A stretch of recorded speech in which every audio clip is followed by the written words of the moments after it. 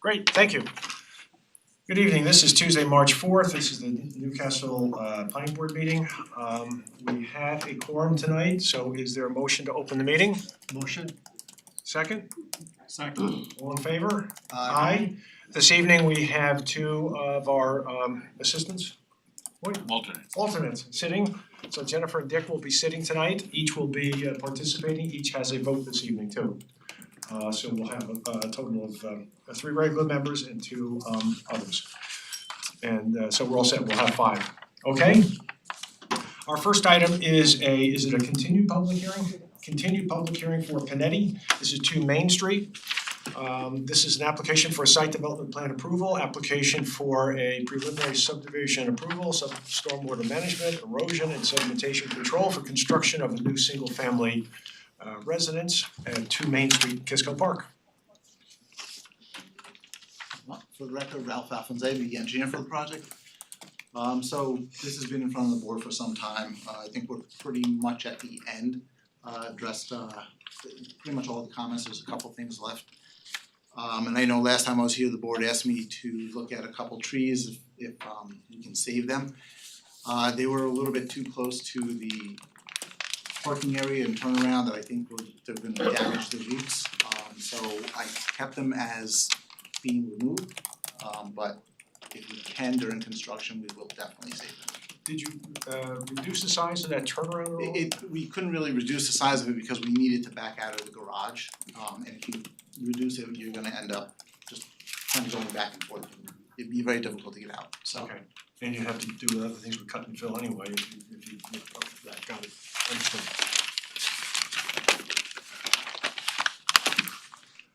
Okay. I have, you can see where I can pull plans if you guys want. Yeah, I think that would be good, and so that we can have it up there, that's great.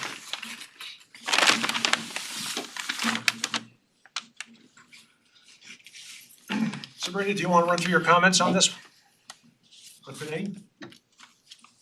Sure, real quickly, I've gone through it before, but it is a type 2 action under the State Environmental Quality Review Act.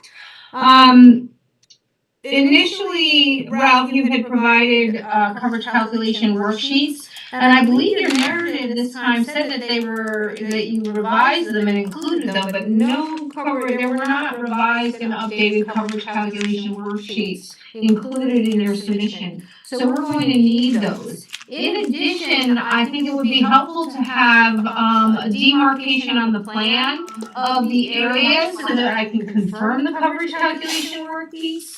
You did a great job in other applications, but we actually need it for this application as well. So if you can put them on the plan, it would be helpful.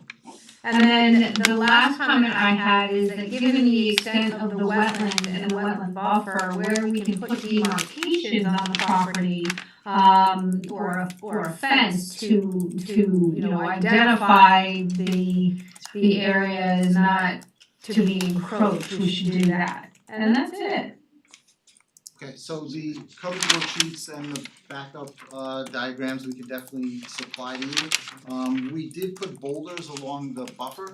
If you can see the plan right, let me see how I can do this. Right about where my cursor is.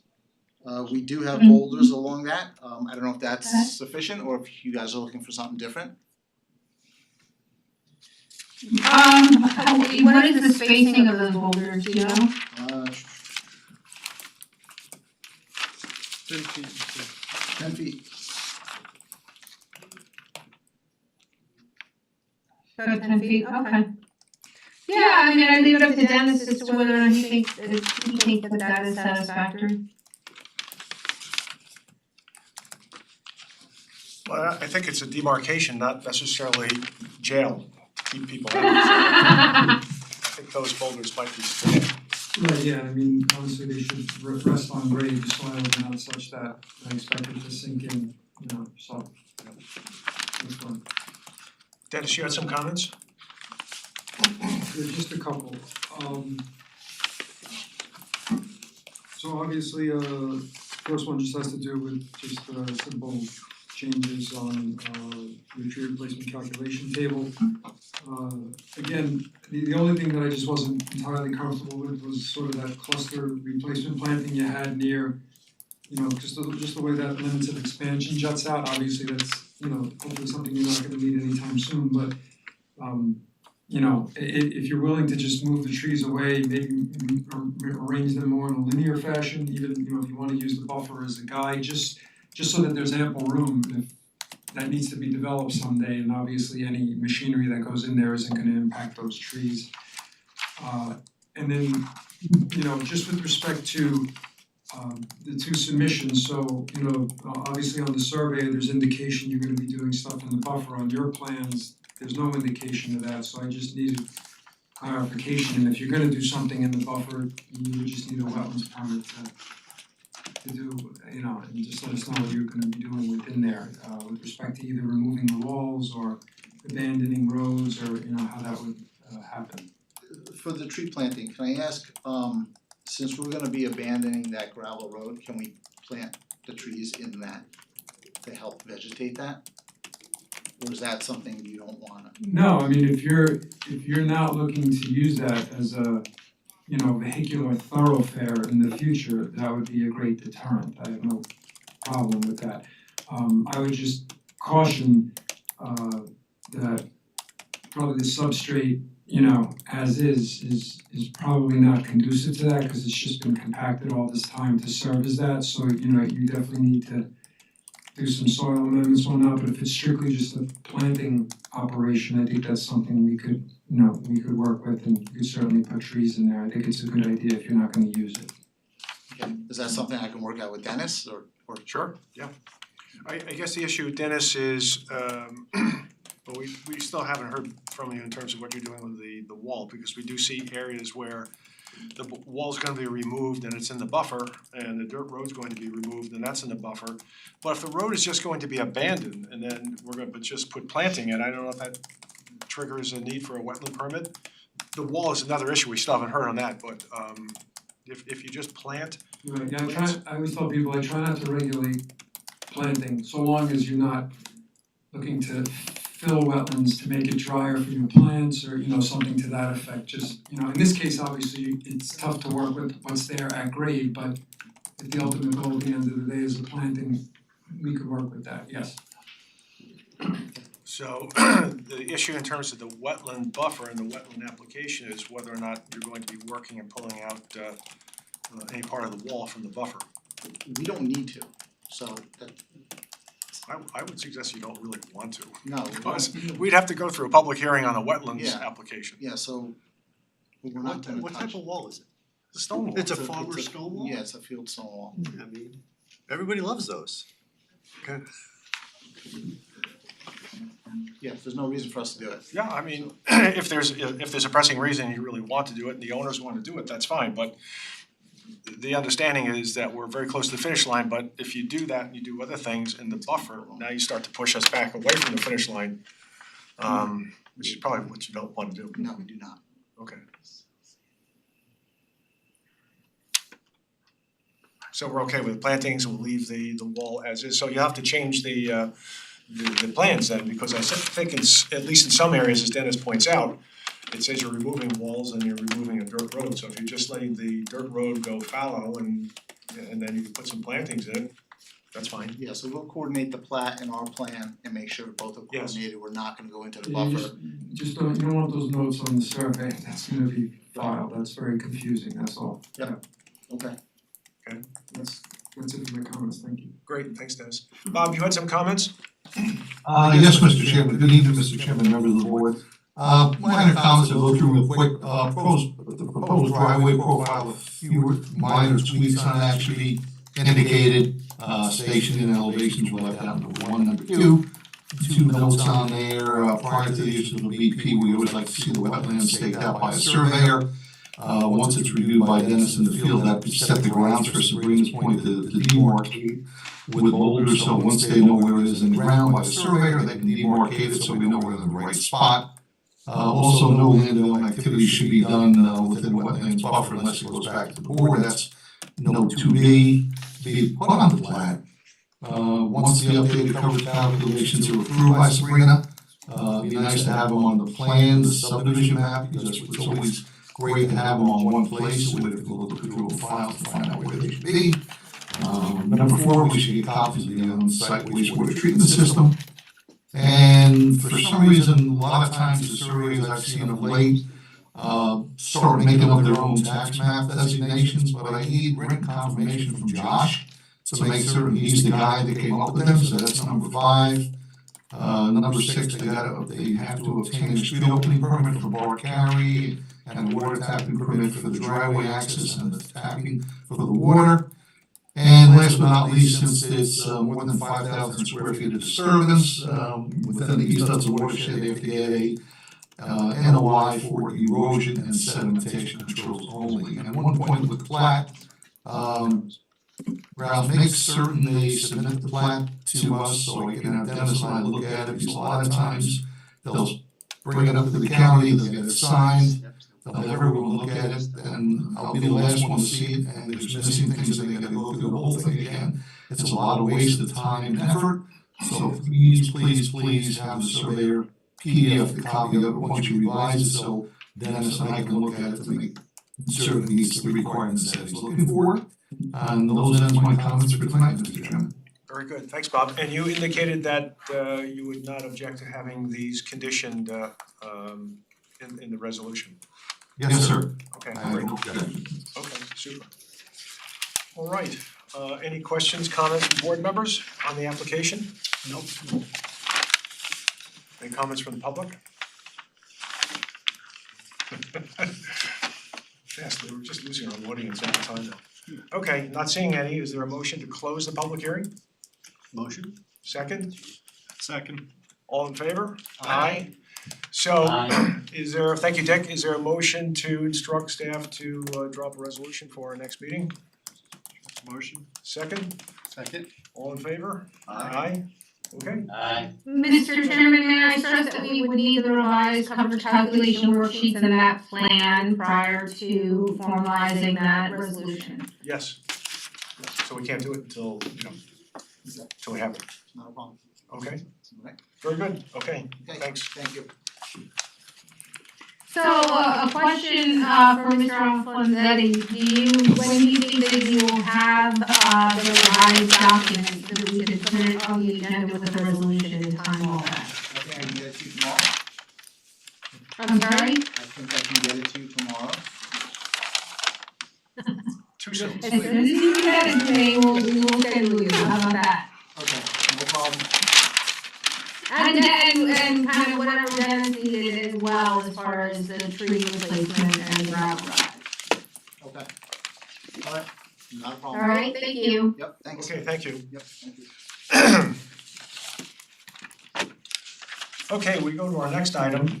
This is a public hearing for the Galata, 15 Surf Lane. This is an application for an amendment to a resolution of approval of application for a final subdivision, plat approval, application for a site development plan approval to mitigate the infringement of an existing sports court and clearly graded limit lines.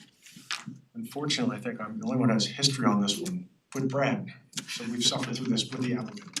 In any event, is there a motion to open the public hearing? Yes and no. Motion? Second? Second. All in favor? Aye. Okay, So you just sort of summed it up, right, there was a prior approval. Right. For just to bring everyone up to speed fairly quickly, just to introduce myself, Brad Schwartz from Zarin Steinmetz representing the Galatas. So this was essentially a small backyard improvement project, there was a new proposed kitchen, but there was a lot of work involved because when the Galatas purchased the property, there were already existing nonconformities on coverage due to the prior owner's improvements without getting prior approval. So our client fixed the prior nonconformity by removing a lot of coverage, installed a lot of landscaping, stormwater improvements, yes, got approval for the outdoor kitchen they wanted. All that work that was the subject of the board's approval has been installed and completed, and when it came time for the as-built survey, there was a discrepancy in the coverage that was approved versus what was shown on the as-built survey. So we're here tonight asking for an increase in 234 square feet, not to do anything different, just to bring the as-built survey into conformance with the approved resolution. okay. Where was where were the walkways that you were initially working on plan? So Felicia, or whoever, if someone could allow Alan onto the screen, how does that work? I'm sorry? You want me to do it? Thank you so I much. don't have the plan actually, I only have the resolution. Alan Okay, Alan no doesn't problem. read it, here he is, he just raised his hand.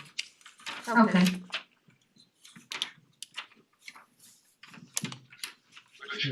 Hello there.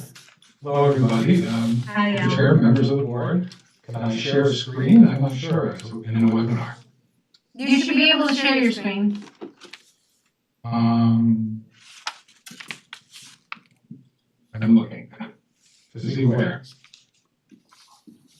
On the bottom of your screen. There's show captions, transcript, raise hand, chat, audio. All I have. Did you come into the webinar or did you come in as a? Carrie put me into the webinar. Oh, you should be able to share. Yeah, it should be on the bottom, it's a green button, if you share, if you're in a webinar, it should be a green button. Right, Sabrina, isn't that what you? Yes, it should be a green button. Yeah.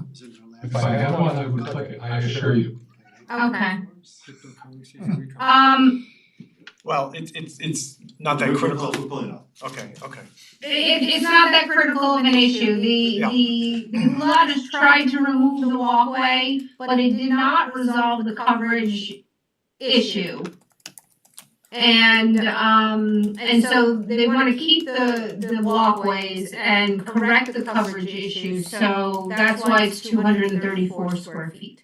So the walkway is in here. Yep. Thanks, Brent. Yeah, walkways between the end of the driveway and that terrace. That's where it is. Okay, great. And considering that, there's sport courts that were removed and a lot of other features that were done. There's an entire stormwater management practice that's been installed. There's been a lot of improvements on this property. Yes, in 2023, the planning board approved all of the improvements and the removals and trying to bring it as close to conformance as possible. We thought when we approved the project, when the planning board approved the project in 2023, that the coverage was set. It wasn't until the as-built and the final survey that the realization that the coverage was not what it should be. And the lot has tried to correct it so they could close out their building permits.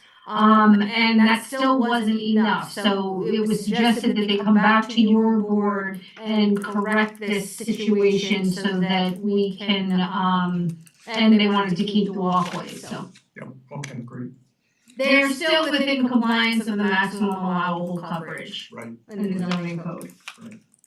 okay. Any questions on this? I know this is new for all board members, but we went through a very tortured application on this a while ago.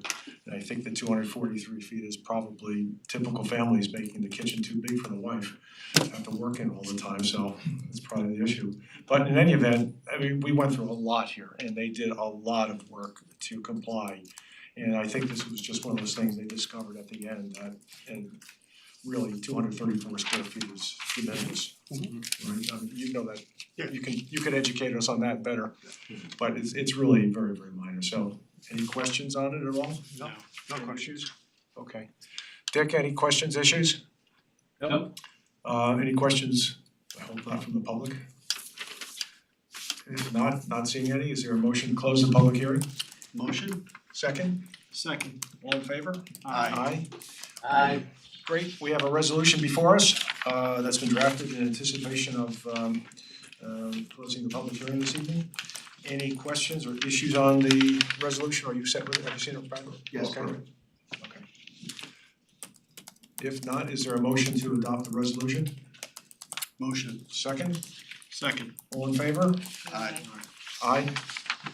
Motion, the resolution carried and you're all set. Thank you. Sorry it took that long, but anyway. Appreciate your attention. Sorry about it. Well, best of luck.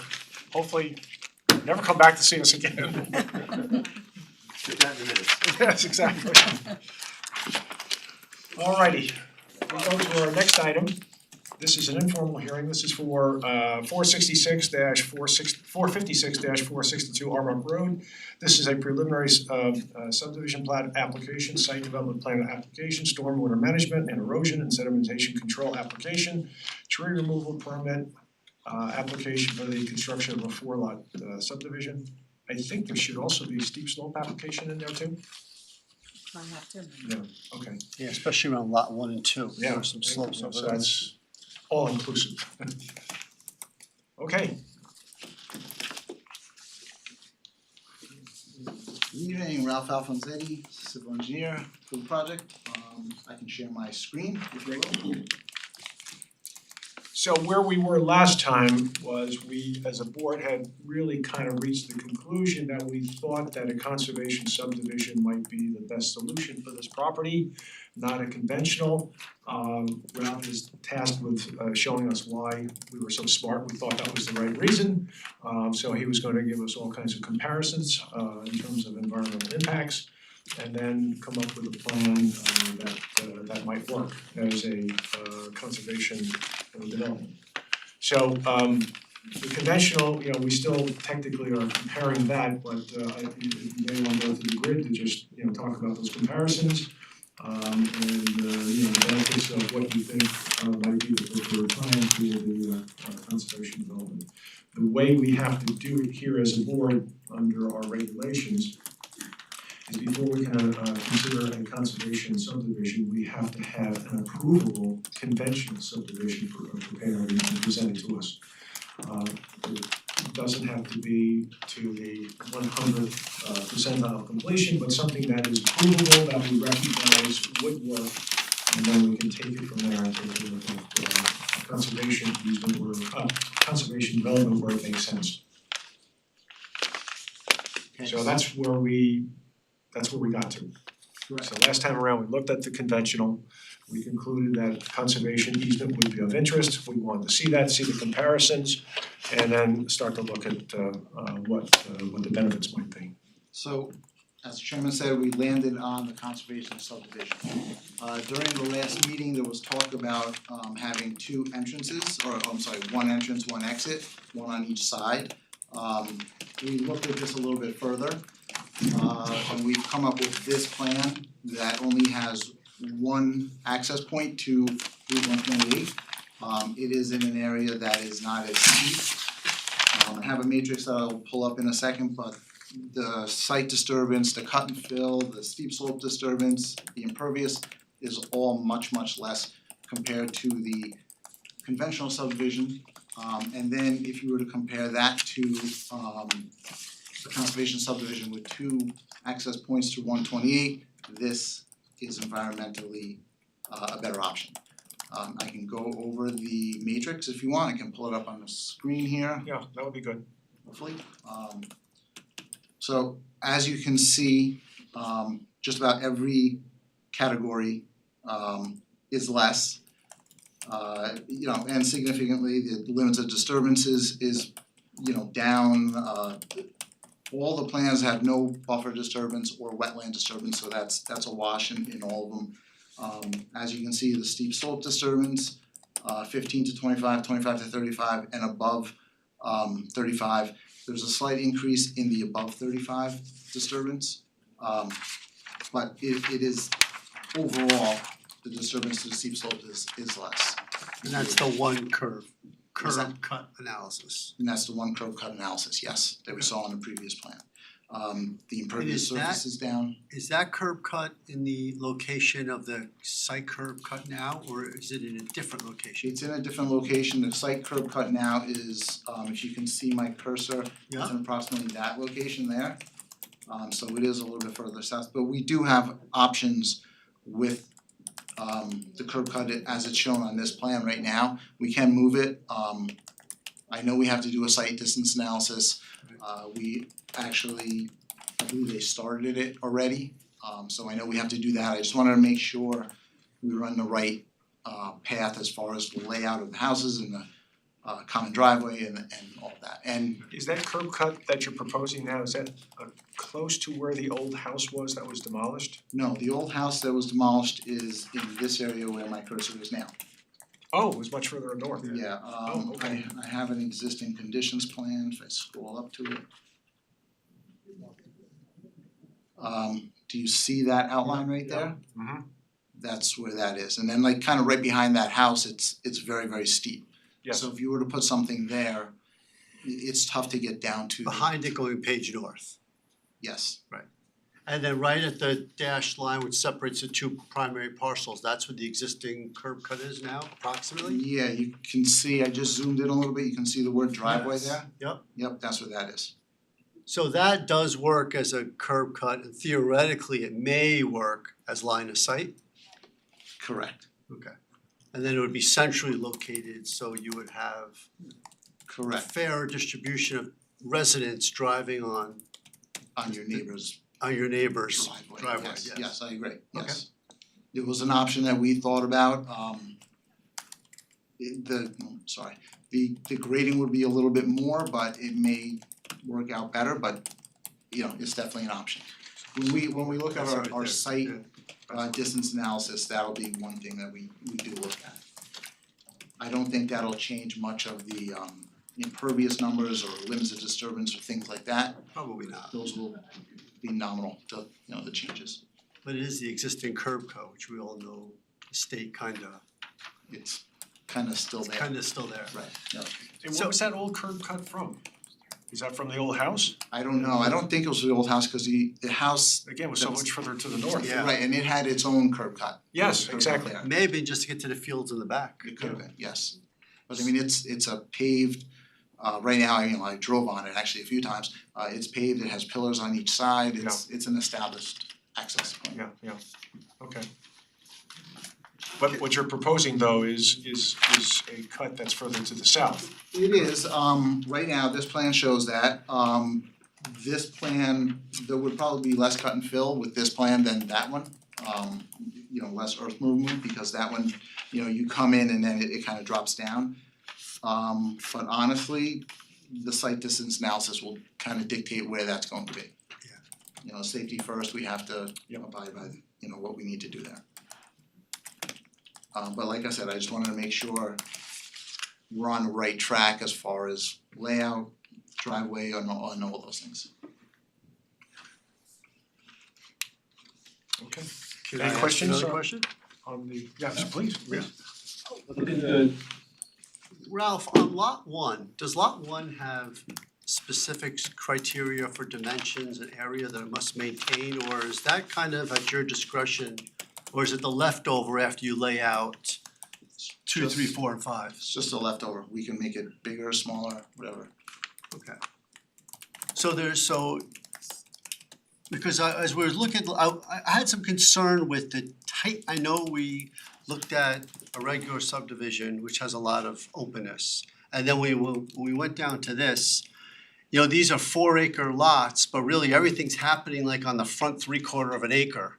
And there's all the space in the back, which I know is wetland and protected, we're not gonna mess with. But then we have all this lot one, and I'm wondering if we added 25 feet to each lot, if it would just not make because the neighbors are less than 100 feet apart. So I wonder if that would just Can help. I make a point for the planning board? So with the conservation subdivision, you not only confirm that you want the conservation subdivision, but you have to establish setbacks, and that is something that you did not do. So right now, there's kind of a mix of front yard setbacks and side yard setbacks, so you really need to direct the applicant to employ whether it's a half acre requirements or acre requirements. You really need to guide the applicant with the setbacks. Okay, thank you. And I think that, yeah, so for example, I think Sabrina, you said that, for example, the front yard setbacks are basically the half acre regulations, 37.5 feet. Well, the 37.5 feet is not the half acre, it's 50 feet for the half acre. Ah, okay. But the side, but it's not fulfilling the requirements of a more dense district at this point. It's kind of a mix based on where he's placed things. But I think if you're looking for more space between the houses, you know, discussing the setbacks and the side yards are really important. And to refresh us, this is a 2-acre zone, Yes. and we have the ability to go how many zones down for conservation? It's up to you. We It's can go up to down you. to a In- quarter in- acre, we have no limitation on it? We can compress it that much, okay, Yes, you can. okay, thank you.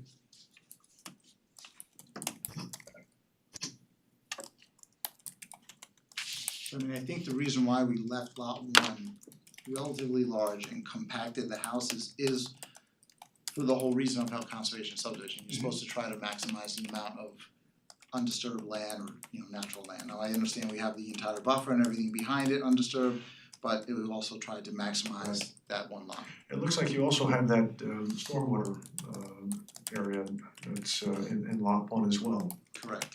So, I mean, that does take up a certain amount of space. does. We don't know how it's gonna finalize at this point, but it looks like you need to set aside some space there. I think it's a good idea to have that off of actual homeowners' lots and on a separate lot for marketing and other reasons. And I believe if you remember back when we first started this whole process, no one really liked that lot when they had a house there. Right. It was super steep. It was kind of tucked in a corner with a Very steep tight. slope, and plus the adjacent neighbor wasn't the best neighbor for that spot. Right. But leaving it like this, that can be all vegetated and buffered, and it would look good. Okay.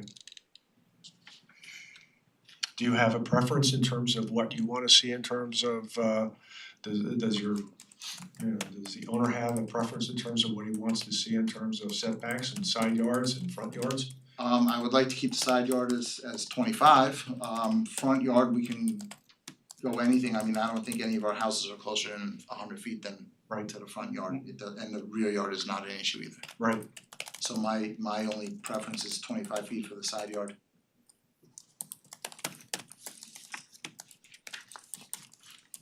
What's the side yard for an R2A right now? Is it 35? I'm taking out the code right now, hang on 2 seconds. I have it. So R2A is 45 feet on the side, R1A is 35 feet on the side, and R1/2A is 20 feet on the side, but not less than 50 for both sides. So it looks like, Ralph, your minimums are somewhere like in the 23-foot range, so you would need probably R1/2, 1/2A for a side yard setback. Yeah, I think the intention is 25 feet minimum on ours, so if there is one that's written as 23, it could just be a typo or something, but yeah, I see what you're saying. So Bruno, do we have to set, can we set alternatives to a specific zone yard setback, or do we have to meet R1/2, R1, or? You have to meet an 25. existing That's what I zone. thought. Yeah, so it would have to be categorized as R1/2A for minimum yards. So then it would be 20. And then I think you need it for everything else. It can be 20 feet, but not less than 50 for both sides, which I believe you have. Yeah, that works. That works. Keep in mind, guys, that's not gonna restrict the new impervious based on the new code changes with stormwater, right, Jeff?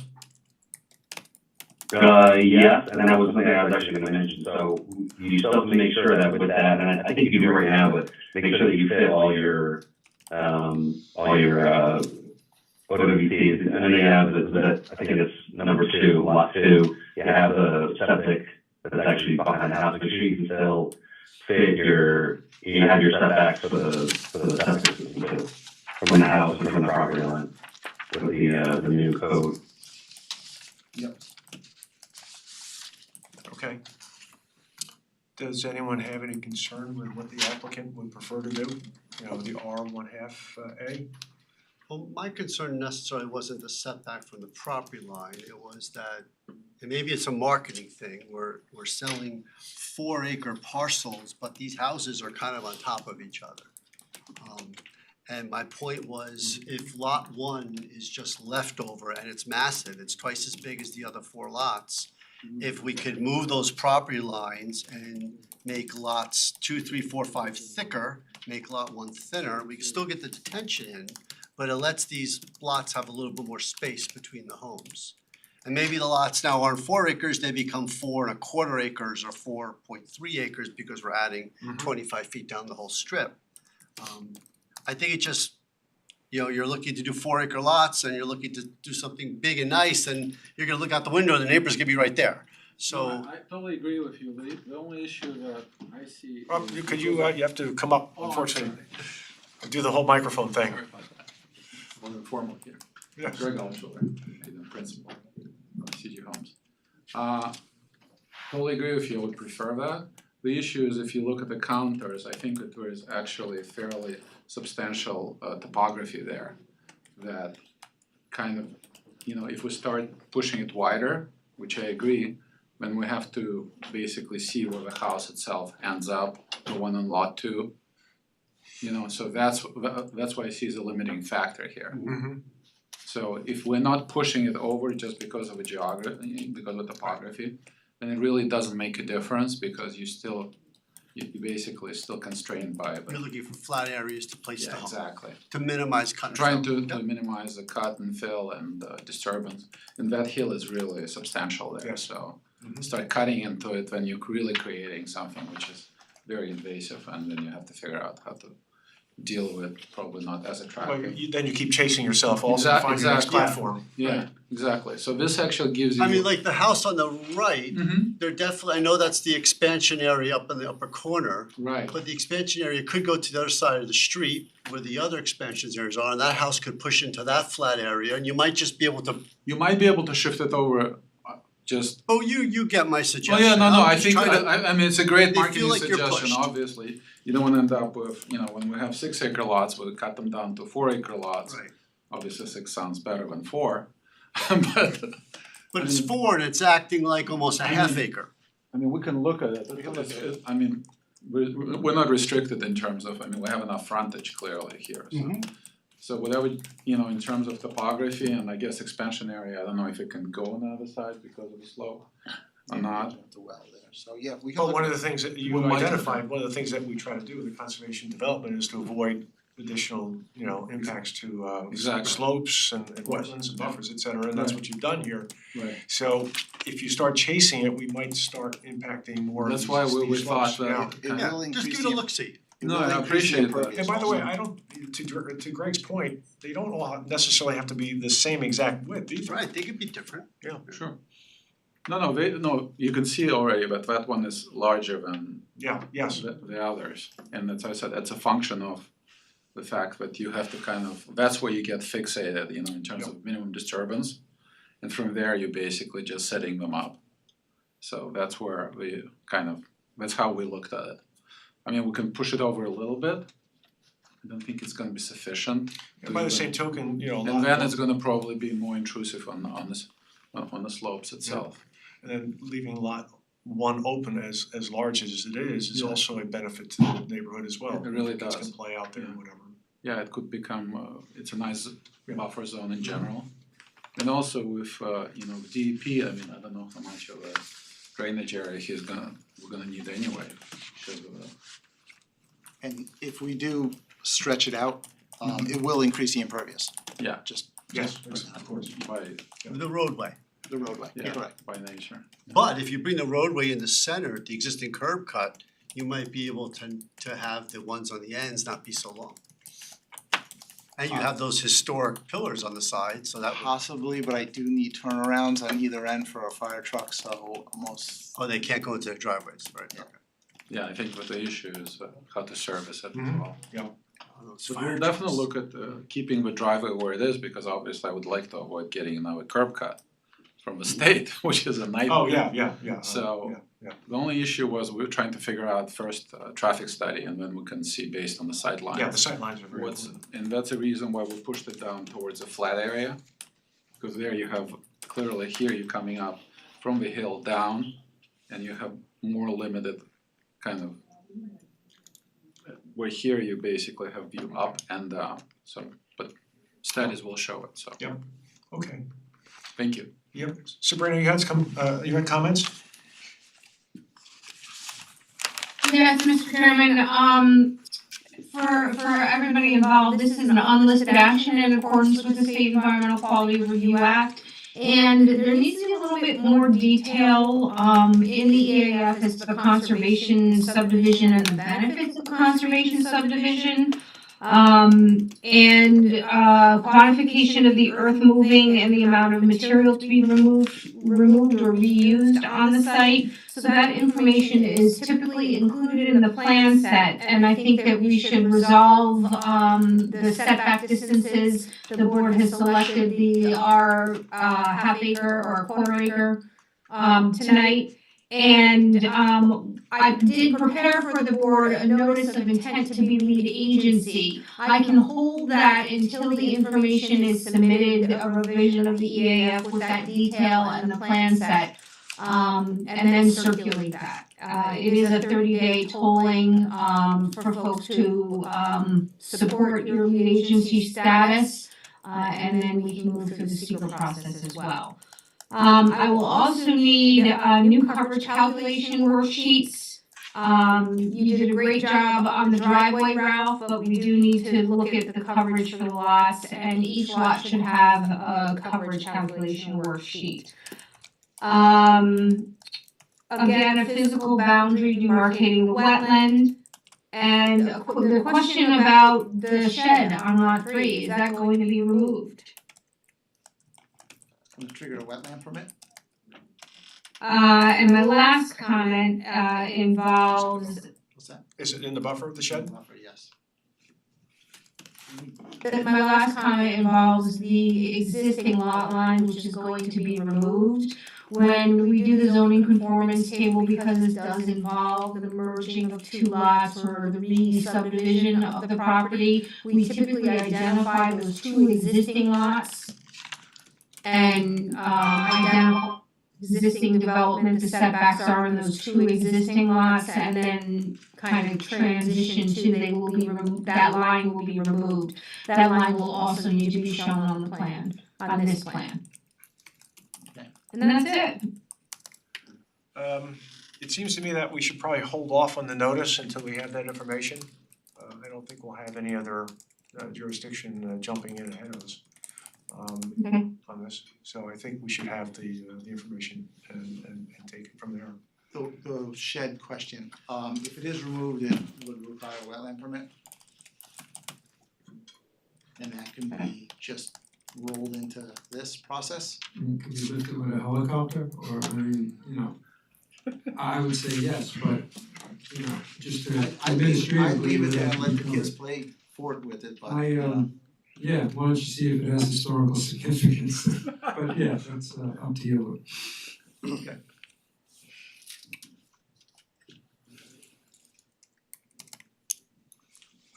Okay. You put a match to it. Yes, exactly. Okay. Bob, you had some comments. Yes, good evening, Mr. Chairman, again, and members of the board. Obviously, one has been discussed, obviously, it's the most important thing in my eyes, the driveway's gotta be determined where the sight line is. Once you do that study, that's critical. I have a funny feeling I might have to move to the north a bit, because right now it's cutting across private property, which is really not a good thing, to the south, so we'll see how that comes in that, and that's number one. I would highly recommend the applicant's engineer, and I'm sure he's doing it right now, perform additional DTHs, deep test holes, and percolation rates, because a lot of the original items they've done does not correlate with the on-site wastewater treatment areas they show on this plan. So I would highly recommend they get those in as soon as they could, show it to the board, or at least have the county witness the preliminary ones and approve them. 3, 4, 5, and 6 are really things that are be coming down the pike once they submit more stormwater, but these have to do with the maintenance access, and the associated easements, with the piping. There's gonna be quite a few easements. It's gonna be like Brandywine. There's gonna be probably a common access easement, which is gonna be memorialized, which is gonna have the utilities in it, the drainage, because all this drainage is maintained by the property owners. The town will not be responsible for that. This has private septic, this has also wells, right, Ralph? So there's gonna be no responsibility of the town out here, so those agreements are important. They'll be looked at by the town council. That's number three. Four, that'll be coming, I guess, down the bike route when you go to DEP and submit the stormwater. That 4 and 5 really are critical with the stormwater basin. You really have to show the aquatic benches in there and the safety benches. I believe it's gonna make that area that you show the gradient a little bit bigger, more impact, so you might wanna keep that in mind. That's 4 and 5. 6 is basically declaration of easements for the common driveway, utility drainage over across lots 2, 3, and 4. 7, last but not least, obviously, because this disturbs more than 2 acres, this is in DEP territory. The stormwater pollution prevention plan will be required by DEP under chapter 18 of the rules and regulations for subsection 1839. So be prepared for that because they are sticklers when it comes to stormwater of late. And obviously, my last paragraph is if the planning board is inclined to approve this, a much more comprehensive review will be done associated with comments during subsequent submittals for the SWIP, stormwater report, maintenance agreements, intersection sightlines, highway work permit, construction sequencing, which is critical, ENS control, common driveway maintenance agreements, site improvement cost estimates, associated inspection fees, and performance bonds and maintenance bonds for the work of the subdivision itself. And those are my comments for tonight, Mr. Chairman. Okay, thank you, Bob. One other thing about the driveway layout, one of the concerns or questions I have is we have a driveway that's parallel with 128, and very often when you have that at night, you can have headlights that can be confusing traffic. So I think in addition to the sight lines, you need to work on something that's going to buffer those lights from the roadway, whether it's, you know, solid fencing or vegetative buffers. But I think it's something that we really need to look at. That could be very confusing to motorists. Not an issue, we will definitely have a full-blown landscaping design and plan for this. The roadway is a significant amount, the new driveway, common driveway is lower than the 128, but we will have screening and we will show it. Okay. Dennis, you had comments? Sure, thank you. Some of them may have been covered, so I'll try to go over them. Plain general comments, just something that's a carryover and not a big deal.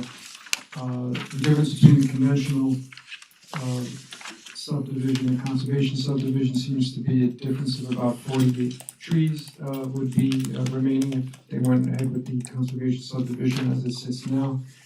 Chairman, I remember you mentioning with respect to the second comment, so the stormwater treatment, obviously there's a difference. And again, I'm not qualified to say the significance of that difference, but obviously instead of having every lot dedicated to its own subsurface system, there's gonna be a stormwater treatment pond on an individual lot taking care of everyone, so that's up for you guys to vet as to if this is approved and carries out. Obviously, there may be some different responsibilities going forward as to, you know, maintenance and monitoring of that, but that's the only thing I just wanted to point out.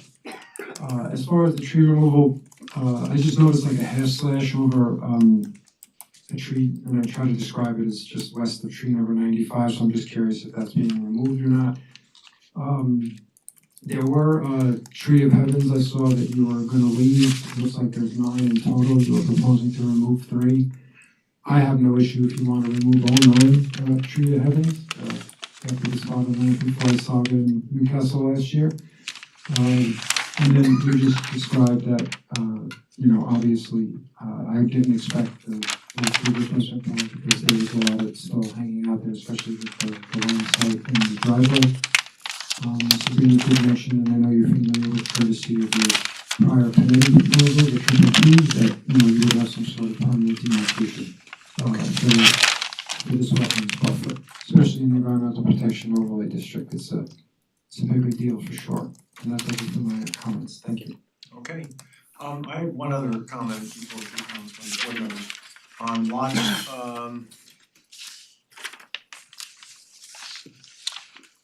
not 4, not 5, but 3 and 4, maybe 2. You know, you've got areas set aside for pools. Those are in pretty steep areas. Unless you are going to apply for those at this point, I would like you to take those off in that. I hate when they're on there, that gives the real estate brokers this idea that the pool has to go there, there's a pool, it's automatically done, the planning board already looked at it, no, we haven't. That will require steep slope applications, and those are pretty steep. Whether it's appropriate or not for a steep slope, I don't know, we'd have to consider it with an application, so I would take those off. So we don't have any misgivings in terms of marketing or understanding when people come in and say, I have that as a matter of right, it was on the map. If you wish to, then you've got to include that in your steep slope application now. We'd like to include it. Okay, so provide us with the information. Well, all that information is included in what was given as far as the matrix and everything. Do we have the cut and fill information on it? It should be, if not, you'll have it. Okay. But those are intended to be built. Okay, so and will those be intended to be built by the builder now? Okay. Yes. Alright, so include that and we'll put that into consideration then. Okay? Chairman, can I say something? Sure. Ralph, I would imagine you can include all the pool and the pool area and the patios and walkways, all in with the stormwater as well? Correct, As well as the coverage requirements. correct. Thank you. And as we always do with pools, let us know where you're going to put the pool equipment, and what you're gonna do in terms of maintenance of the pools, drainage of the pools, if at all, during the winter months. Again, it would be draining into a wetland, so we would wanna know about this. Okay. Okay? Anyone else? Questions? Nope, I asked mine. Okay. Alrighty, I gave Ralph enough. yep, good, we'll see you soon. All right, thank you. Okay, thanks. Appreciate it.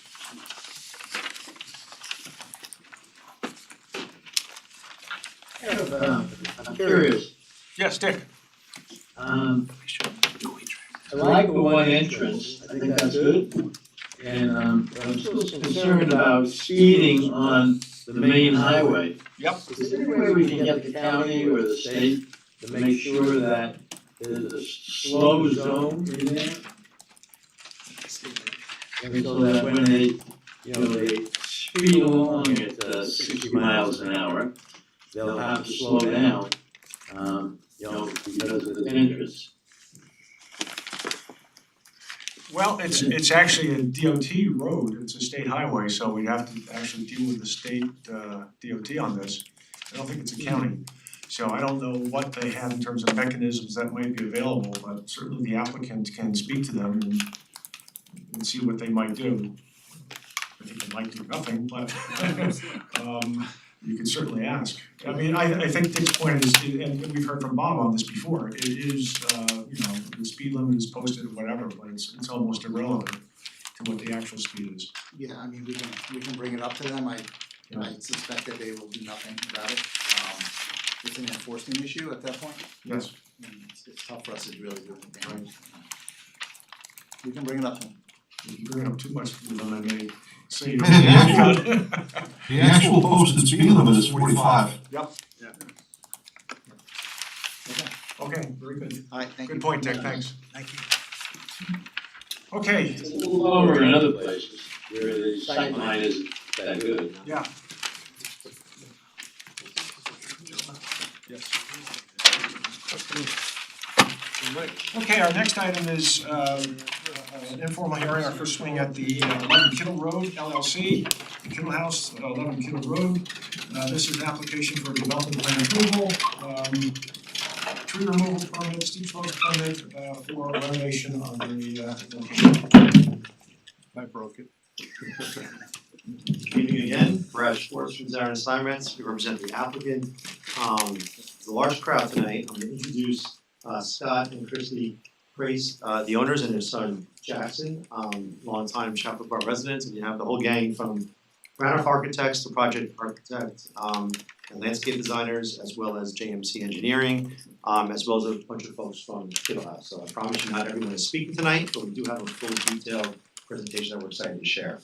This is all about modernizing and improving the existing Kittle House facility to truly make it a first-rate restaurant and banquet space. We're not looking to expand the facility, it's about taking the existing facility and making it better, safer, and more community friendly. And not only we're not expanding, we're actually reducing the number of seats overall.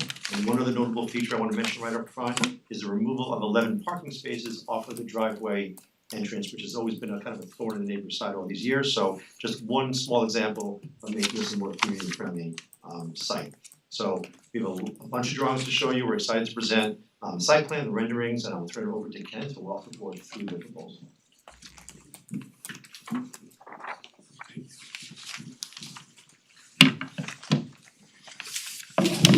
Good evening. Thank you, Brad. Sorry, I broke that. You break our furniture, you don't bring food, and it's just like. I'm gonna go through some images that we did not submit, but I think it'll be helpful for the board just to understand, you know, what is here now and what we're proposing.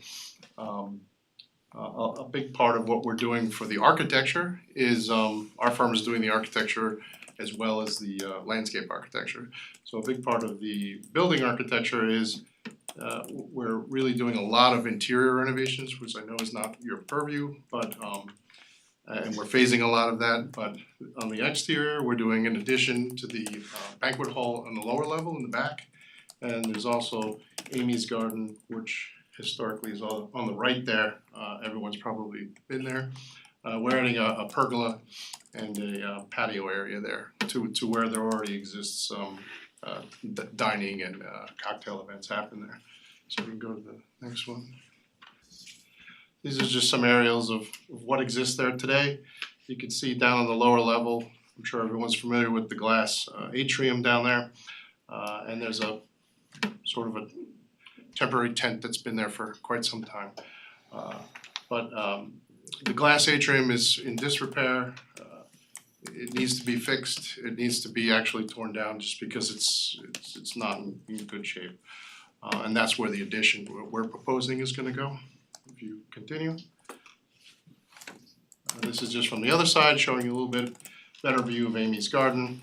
We're not changing it. The wine cellar is actually below that exists in this building. So we're building on top of a concrete roof that has earth on top of it already. The back of the building faces which direction? North, south, east, west? East. Okay, so we're looking at the eastern side. Yes, in the back, yeah. We're in the southeast corner. Yeah. We're southeast corner of this view. Yeah. Thank you. So now if we go to some of the next slides, which are the proposed, this is just sort of taking what we would like to do and putting it into an existing context. So now you can see at the bottom of the screen is the main entrance to the Kittle House. That's the existing parking court in front. The parking court is actually gonna be smaller in size to add more green space around it. It's kind of very oversized the way it is now, and it's a lot of the problems of parking on this site are there's no stripes. There's a lot of pavement that's been in disrepair, and it's difficult to find a spot sometimes. So part of these improvements we're adding more parking towards the front or the main entry of the building. And then you can see a little bit in the back on the upper left there. That's where the addition is proposed to go. And then on the left, you can see where Amy's Garden is, and we're building pergola with some patio below it as well. Where's the valet lawn parking in this drawing? All the way at the bottom there, that's all the way across that's where the hand is now, and that's where the gravel parking is. Okay. If we go to the next slide, it's just a different view. This is it from the back, so you can see to the lower left is where that valet parking is located. And then to the right of that is sort of overflow parking where if there is a large event, they do park down in that area. And this is a sort of loop that you can see it in your plans, but the valets can kind of loop around in a circle this whole property, as well as emergency apparatus. This you get a better view of the addition in the back. So the footprint of that addition is very similar to the footprint of the existing glass atrium. We're just sort of changing the shape of it to make it more user-friendly for events. And it's got a little bit of a taller ceiling to make it more marketable. We keep going. This is it from the other side.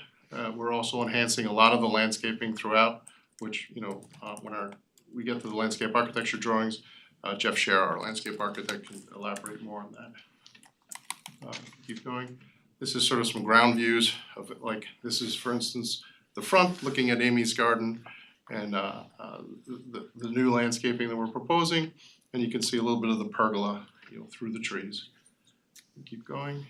This is a daytime view of how that's gonna look, and then a nighttime view of that as well.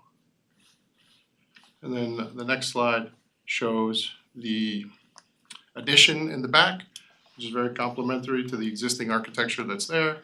It's stucco, French doors. We are gonna have transoms. It's a little bit taller ceiling to make it a much more inviting dance floor.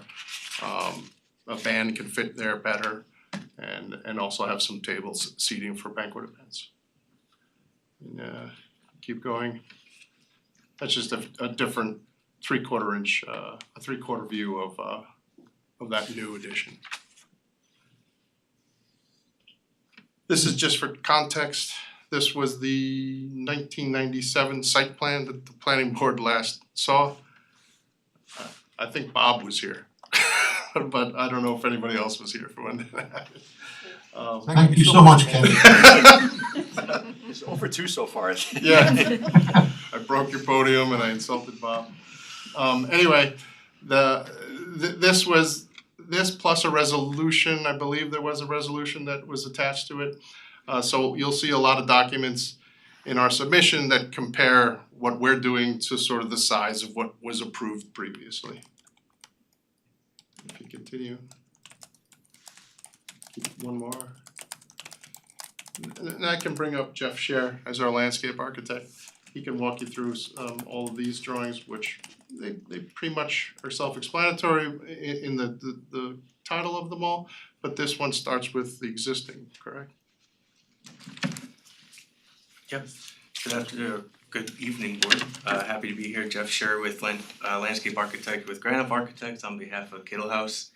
I think they've done a nice job summarizing. But just to walk you through quickly, this drawing here shows in red the existing pavement as it is today. And then there's a dotted dashed blue line that shows the resolution, the 1997 resolution areas. And if you go to the next page, you'll see that we're still working within the same boundaries of the blue dotted lines that was originally approved. But I think that there's a lot that is further improved in this plan, and that's really the story here. So if you follow me from the left-hand side of the page, coming into the entry, we really wanted to set up a nice elegant entry to the restaurant to give you a sense of arrival, a landing point, and that is the courtyard that largely exists today. It is oversized, so you kind of get lost in a sea of pavement. So we thought if we shrink it a little bit, we can make it a bit more interesting and at the same time define it with landscaping and some landscape walls. And maybe a change of pavement. And so what that does is gives you a sense of arrival for the restaurant, for the not only the inn but the restaurant. Not only the restaurant but the inn as well. You can go left, which is up the page here to a parking lot that would be improved, and that would be for restaurant and inn as well. We're a little further, sorry. But so that wraps around the inside of the kitchen. That's the northern part of the building. But it's really just a continuation of lot improvements, and these are gonna be the more desirable and safer spots for accessing the restaurant at all times of the day. So that's where you see that going on, and then if you go down to the lower side of the page, we continue that preferred parking And the darker red there, as you'll see, is where we need to expand and to create parking that meets today's codes, backing up. That's where you'll have a substantial amount of cut, right in Correct. the southwest corner. Yep, and so there's a benefit of putting it in that area. We'll go over further with civil engineering as well, but aesthetically and to the neighbors, there's a benefit. That's where the entry parallel parking spots in the driveway would be relocated to there. And they can be front on parking spots, but the headlights will be sunk in and blocked to the By the wall, neighbors by the wall. And that's where we're doing some pretty additional heavy screening to make it more woodlandy and to introduce some evergreens in there. So it'll be screened from the neighbors there as well. Then you continue around Amy's Garden into what we're calling sort of this is gonna be the banquet motor court.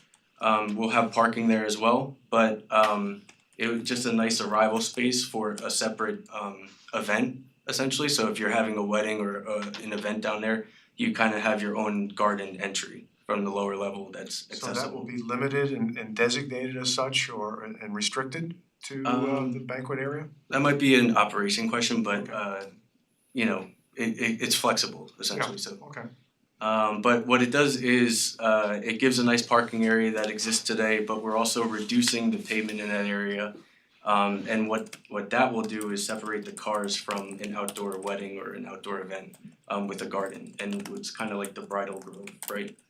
And that continues on a straight access down to the lower level, which would be valet parking, and that would be intended to be gravel. And then to the deeper red there. And then as you go up the page a bit, we get into our reinforced lawn parking. And you'll see that our 31 overflow spaces are still within the same blue dash line from the 1997 approved plan. And we get 154 parking spaces, whereas previously up to that next slanted line, that's where they had 152 parking spaces. And then beyond that on the curve, there was an additional 12, which brought you to 164 total. But the reality is that slope's so great that you couldn't fit cars there if you wanted to.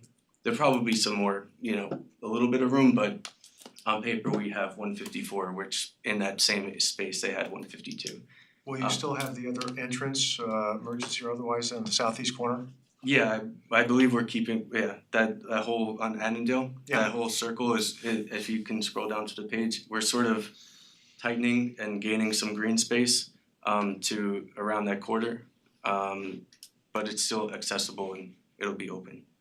But I think it's just improving the site in general. It's adding green spaces where it really matters. And you can get some nice definition between parking and restaurant or banquet or end use. So look at the northern part again, where we're putting parking in there. Can you? My pointer's not working. Where that red is? Yeah, the red is what we're doing there. Yeah, so right now it exists as gravel, and there's a fence kind of halfway in that parking spot. So we'll need to fill and do a retaining wall on that side, but that will be fenced and planted as well. There's already a significant existing buffer there, but it would be fenced, but it'll be all level, and I believe it's 5%, Rich. It's all at a reasonable navigable. And that's additional parking up there. Yeah, that's intended for restaurant and in. So what I find interesting is that the space between those parking spaces, I mean, I know this is not necessarily to scale, but if you compare those parking spaces, the distance between those parking spaces, and you look to the southeast corner where you're doing the cut, it seems that those parking spaces are very tight in terms of backing out and maneuvering. Here, it's almost like trucks can do it, whereas down the southeast corner, it looks to be very tight. Even go down a little bit further. I believe they're all 24-foot wide.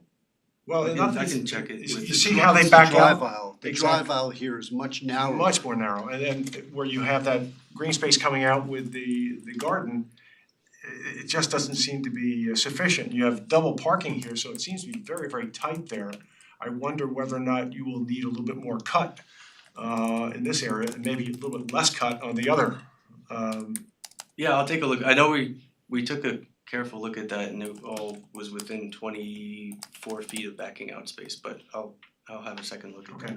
If that's 24, then the other seems to be much more than 24. Yeah. Which would suggest that we don't need to cut as As much much. toward 117. Yeah, and all the spaces, at least in these areas that's not designated as overflow, these are all 9 by 18, and then the end spaces are 10 feet wide to give a little bit more generous room for getting in and out of your cars. And then we have 5 handicap spaces here. Where are those? So you'll see the striped parking HC5 right by Amy's Garden, and then we have 4 in the main motor court. Okay. I don't know if that northerly parking is that wide because of emergency apparatus turnaround, was there something with that? I was just confirming, it's all the same, 24. Okay. Okay, again, maybe not, it's just a sketch, it may not be to scale. Yeah, I'll have a look at that. And then these are all valet spots, they're 7 by 20.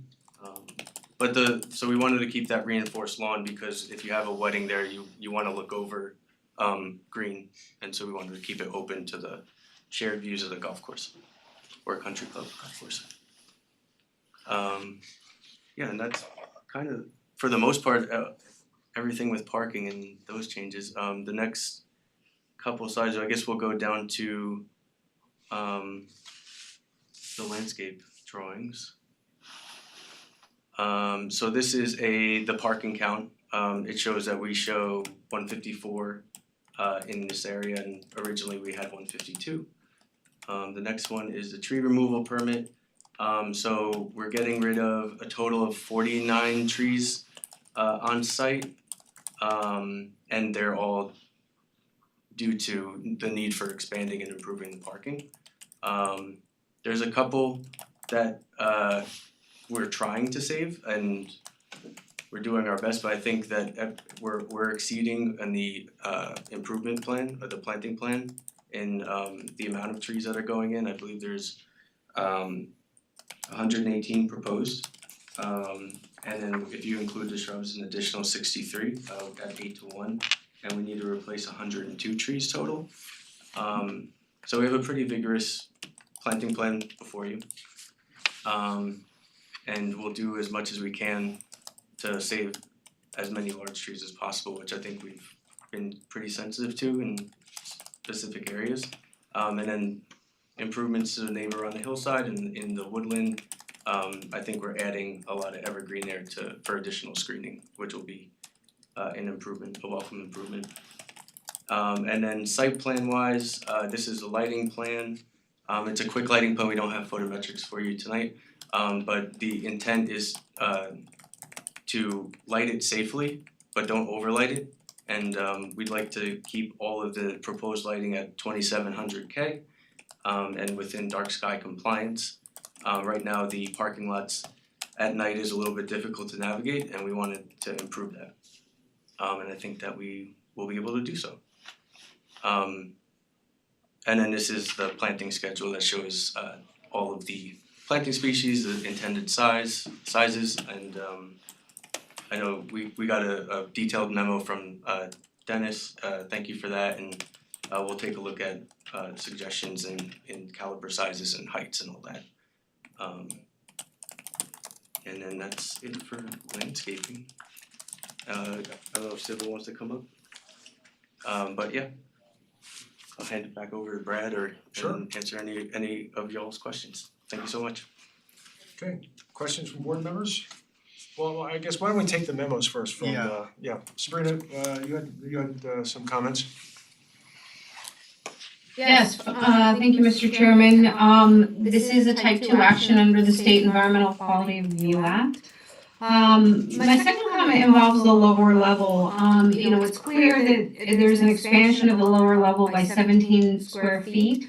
But there appears to be an area below the tasting room. Is that area being expanded as well? It was hard to tell, and I would like to ask that the site plan include the layout of the existing building foundation and a clear demarcation as to where the expansions begin and end.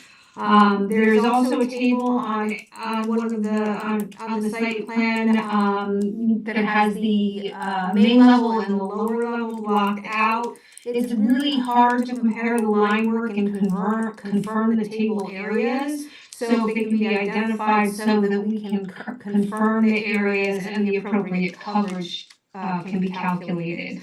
The coverage calculations indicate an increase in building coverage of 393 square feet. So the in the sense of the building expansion, it's not a large expansion. The building coverage plan should be amended to actually include the measurements of each area and demarcate where the 393 square feet is coming from.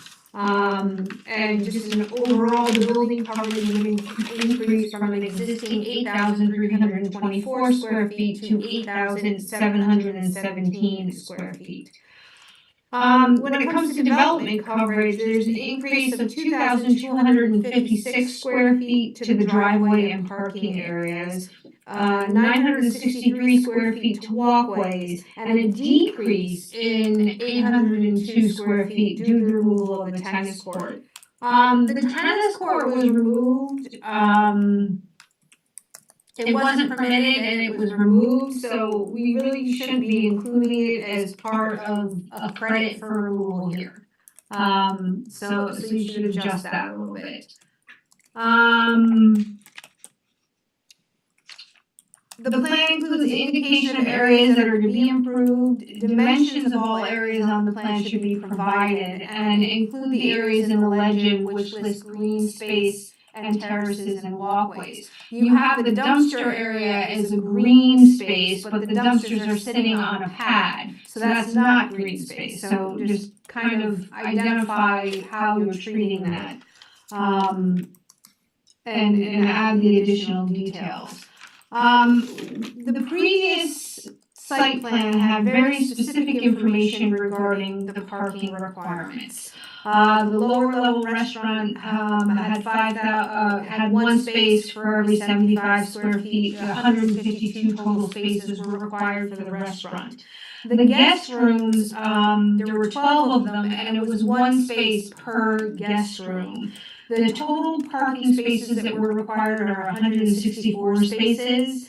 The site plan further noted that all spaces were to be, the specific sizes, 9 feet by 20 feet, and then spaces 91 to 164 can be reduced to 7 feet by 20 feet. So these notes all need to be incorporated on your site plan.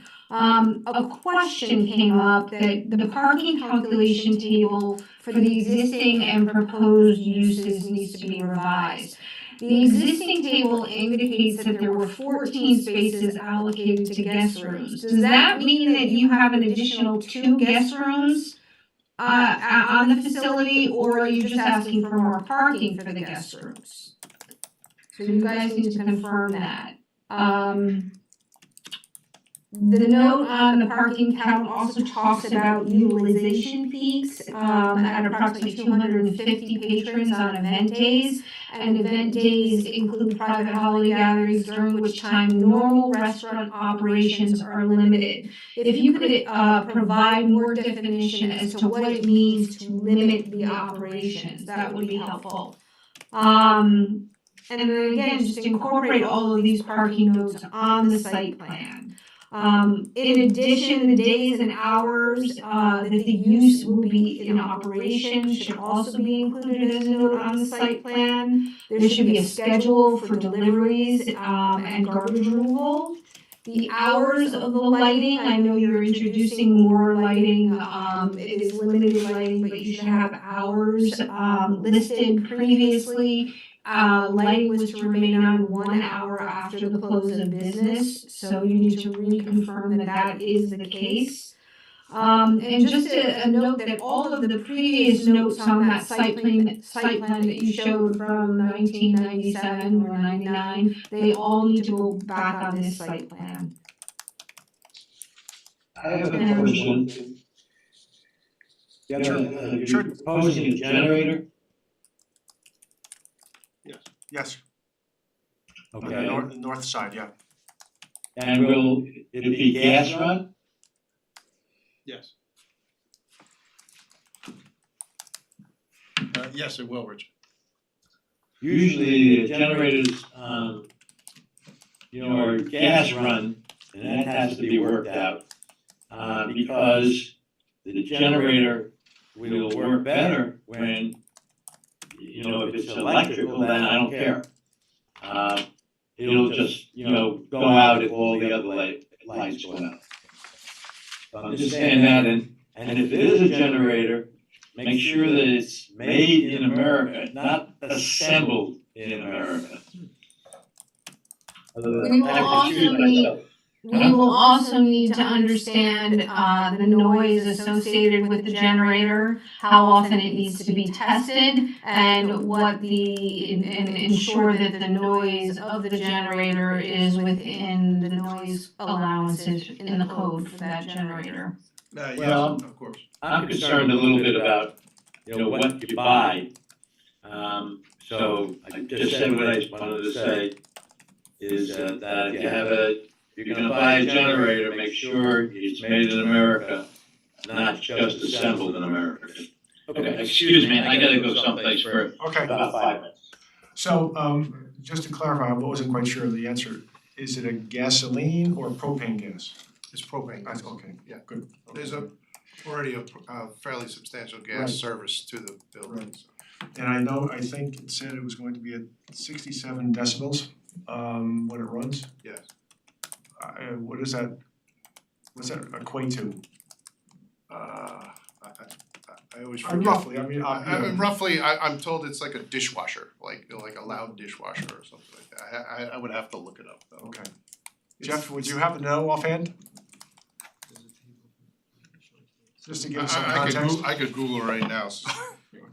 We actually have a comparison table we've used previously when folks have wanted to cite generators. I can pull it out for the board. Right, and again, the distance is also important to the neighbors. Yeah, 67 decibels, it obviously depends on, the decibels are always measured from a distance away from the generator. A dryer. They do have a circle, on one of their drawings, they have a circle that shows like 58 feet. Yes. And I'm not sure, I don't believe they submitted the generator specs, but I'm assuming, just based on it, that's, the decibel level is at that distance. We do need to look at things like elevations, is a generator high or is a generator set down? But, 67 decibels, to answer your question, is not very loud. Right, okay. When you get up to like the 90, that's very loud. But 67 is not loud at all. I think like 55 is like a normal conversation. So it's a little bit louder than that. The dishwasher analogy is probably very, very close. With my dishwasher. So 67 is like an animated conversation here at the planning board. Yeah. And I think you've already got protective fences around it too, right? We do. That should baffle Yes. the noise a little bit more too. Yeah. Okay. Yeah, I think we would just ask that they submit some of the specs for the generator as far as noise goes, given, that they have different suppressor levels, 1, 2, and 3. This, I'll leave that to that, I'll leave that to them. Take a look at the noise code. For decibels at property line, or maybe 60 feet from the property line, but anyway, and then just make sure that whatever you choose for your soundproofing is, the generator meets the noise code after that. Right, but the testing protocol is something that's an intervention that we should have. Yeah, we would need to try to, normally it's like, they test like once a month or something for half an hour, once a week for half an hour. And then, they'll do like a full load test every once a year, depending on the size of it. I think the larger the generators, you do have optionality of not once a week, but once every couple months or something like that. Okay, great. Okay, Bob, Jeff, you had some comments? I did, let me just pull up here. Sorry, open up another screen. So most of the comments were stormwater related. We are in the East of Hudson watershed, so there's some requirements as far as storm remediation. I mean, I got the sense in the submission that they want to see how the board reacts to the plan, and then based on, you know, if they can get what they want, tailor the stormwater. The stormwater is going to be highly dependent on what gets approved areas and such. There's a lot of work that needs to get done with the stormwater. One of the bigger concerns was they have their catch basins, and on the JMC plan, which I don't know if it's in the middle, but the JMC plan, C200, shows a bunch of collection catch basins with piping that's just running down Annandale, which that's not going to be acceptable just based on it's going to increase peak flow rate to Annandale, which we can't obviously do. So there's going to be some sort of attenuation to happen or something. It's a C200. I'm not sure who's controlling the screen of that one. So it shows on the right, there's stormwater, there's a cul-de-sac system, some sort of infiltration system. There's no design, there was no really design that was submitted with that. I think it's just sort of a placeholder for where they want to put it. There's no sizing involved in it or design. We would need to do perk tests and with the perk tests, things like that. So again, there's a lot of work that needs to get done with the stormwater. You know, as far as the other stuff, technical, it's all technical. Nothing that I don't think it's anything that's going to be a deal breaker, but a lot of it can't get hashed out until they have a site plan, approved site plan design that's going to plan board like. Right. Jeff, we talked about this earlier. I had some questions about trying to get information in terms of a number of things that Sabrina alluded to as well. With the potential change in the number of guest rooms, I don't know if we have that change or not, but the expansion of operation and the hours, we're not sure what all this means. What are we doing in terms of septic? This site has had in the past, distant past I guess, a very difficult history with septic. And I just wonder with the new regulations that we have for septic control and et cetera, what we're looking at and making sure that, I don't know, do we have sufficient expansion? Where's the expansion set forth? Is there expansion? Does it apply to this kind of an operation?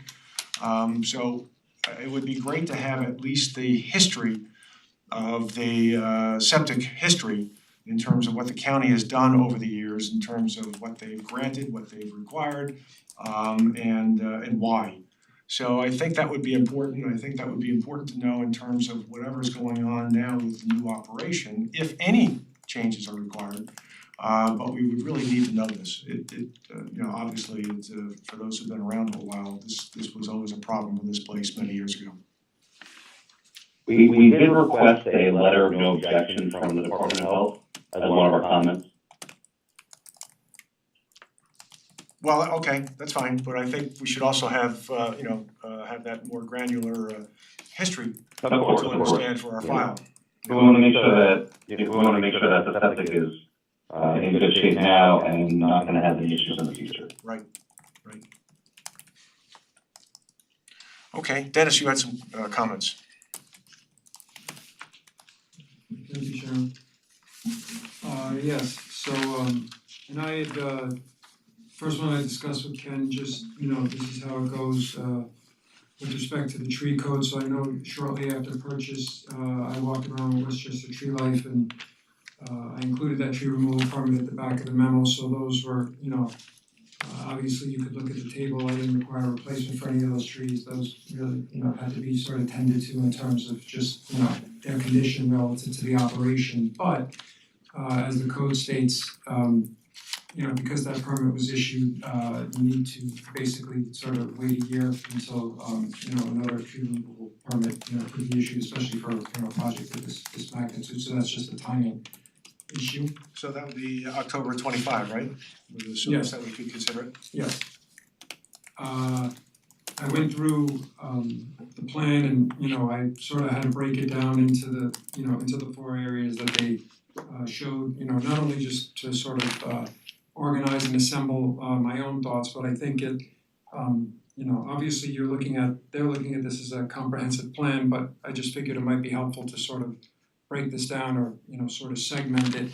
And honestly, you know, with respect to the trees that I was looking at, you know, the courtyard area, obviously that planting area that, you know, it's a lot of hard surface, vertical, some horizontal. So those trees I wasn't as concerned about with respect to sort of the aesthetic and character of, you know, kind of what is the Kittle House and what was existing there.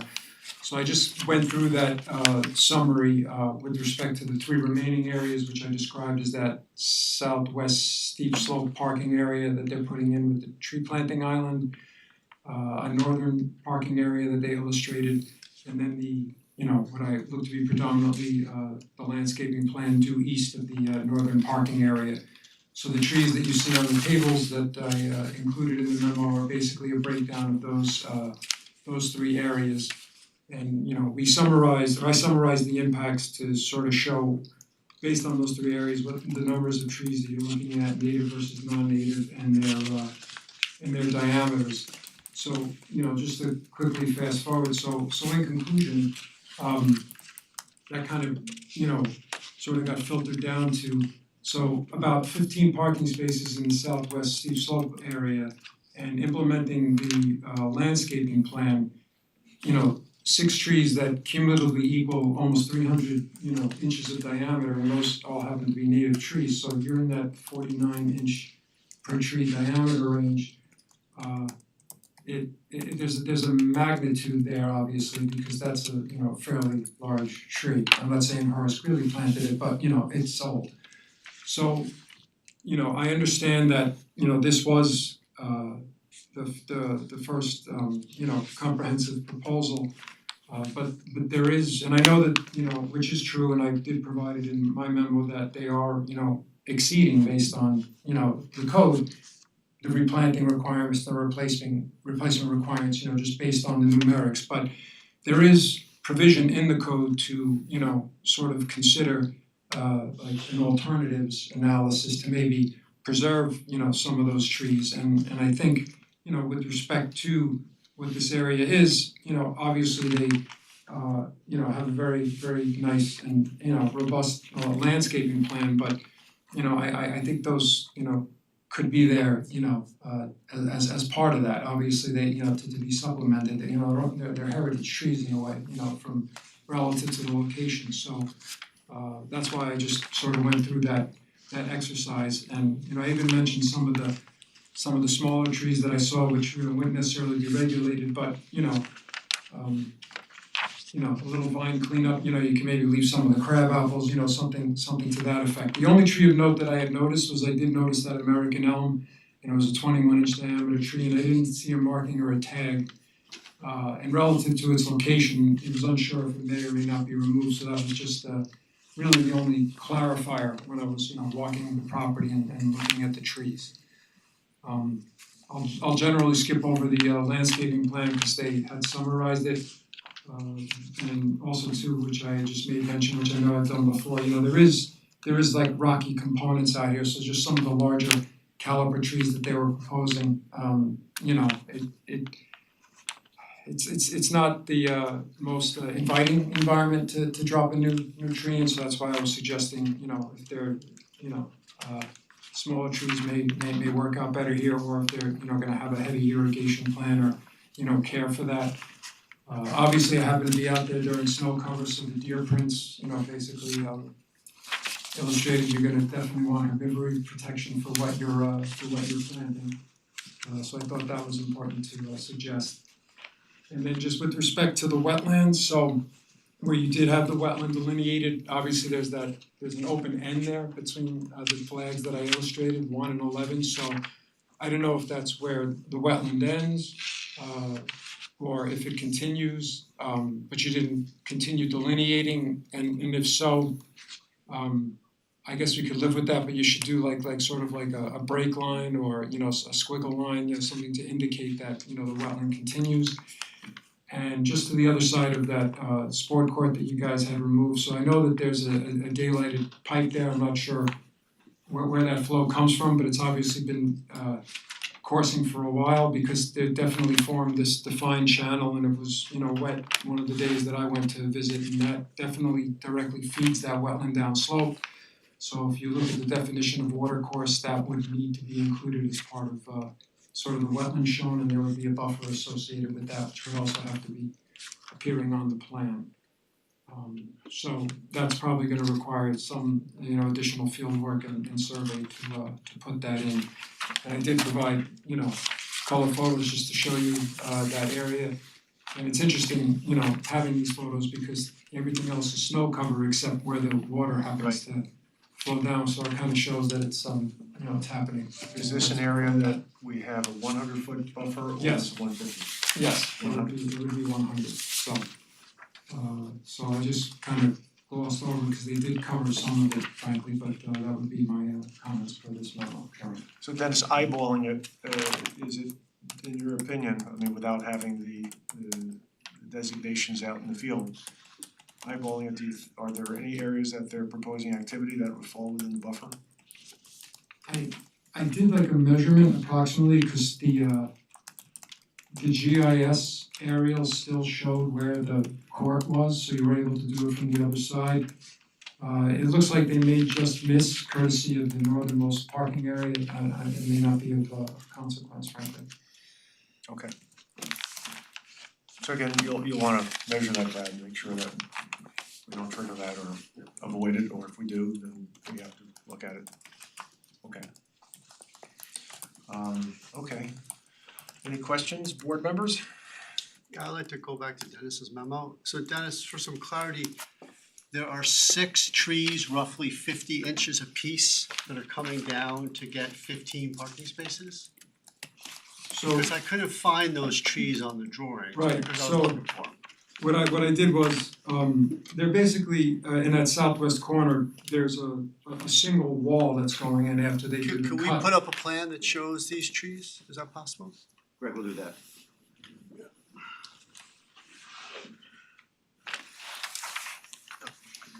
There's a pointer right there. Yeah, they're not working. Mine's dead. Oh, now it's working. Uh, Why don't you do that for sure? Dennis, I believe it's this area here, Yes. and this is, I believe, a 50-inch, and then there's 2 30 plus or minus inch trees in here. There's some big And- silver maples in there, yeah. And then, so we have a wall going here. We could take a look at some alternatives, but I think we'll lose parking spaces in that area. And then there's, because we're building that wall across, there's some additional grading, which is why it extends. And there's currently no parking there now? Yes, correct. Well, it's parallel parking. Yeah, there's parallel parking along this wall, kind of people fill in as they can in here on the slope. And then in consequences that this drive aisle becomes very narrow. Yeah, it's very haphazard parking at the present time. But one of the things that is important, I mean, in exchange for this, and maybe there's some other areas on the north side or whatever, maybe we change some of the valet parking. I think Greg and Dennis are both saying that the code provides that to the greatest extent possible, we avoid taking down specimen trees. Especially the It's not- 50-incher. Oh, there's a bunch of them, yeah. So it's not a matter of, we sort of would like you to do it, that's really what the code reads, so you really have to justify that we haven't, looked at something else to avoid taking those down. Do we, this is a question, maybe more for you. I realize that a lot of the site work is being driven to make the parking better, right? And I know parking count is driven by code for the restaurant and for the inn. But we do have an analysis saying that on the most intensive days, they have 250 occupants, and average you have 200 occupants. are we allowed to say, well, if they have 200 occupants, maybe that's 100 cars, and maybe there's 30 cars for employees, so maybe really they're operating at 130 cars, so maybe we really don't need to pave 160, we only need to pave this. Is there a way where we have that latitude where we can make more grass space and less hard space, and the grass space only really gets kicked in when you have those 250 days? And when they have the normal operating 200 days, maybe we don't even need those spaces, which lets us be flexible in areas over there. Yeah, good point. That's what I'm kind of thinking. And I don't know if we You would have to document that. You would have to document, you have the authority to do that as long as the spaces, it's called, you can land bank, if you will. But you have to have some sort of documentation regarding the number of spaces that are used. Again, we don't build parking lots for, the Christmas shopping season, Agreed. right? And so I think you raise a really good point. You do have the ability, because this is a non-conforming use in a residential neighborhood, and you look at the number of seats, you look at the banquet services, the guest rooms. You can adjust the parking as long as, if it is ever needed, it can be developed. Well, this would actually be, I think Greg's point is, it's almost an active land, parking, The lawn. areas, yeah. So it's not, we're It sort banking of them, does we're- that now. Yeah. Right, there is flexibility, there is additional space when necessary. And I think you can incorporate that into your plan as to how much, So we're asking the applicant maybe, and I guess they're gonna come back and say, well, is that okay? Maybe we can do some finagling of the layout, lose some of those nice paved spots, but maybe save some of those critical trees and just park.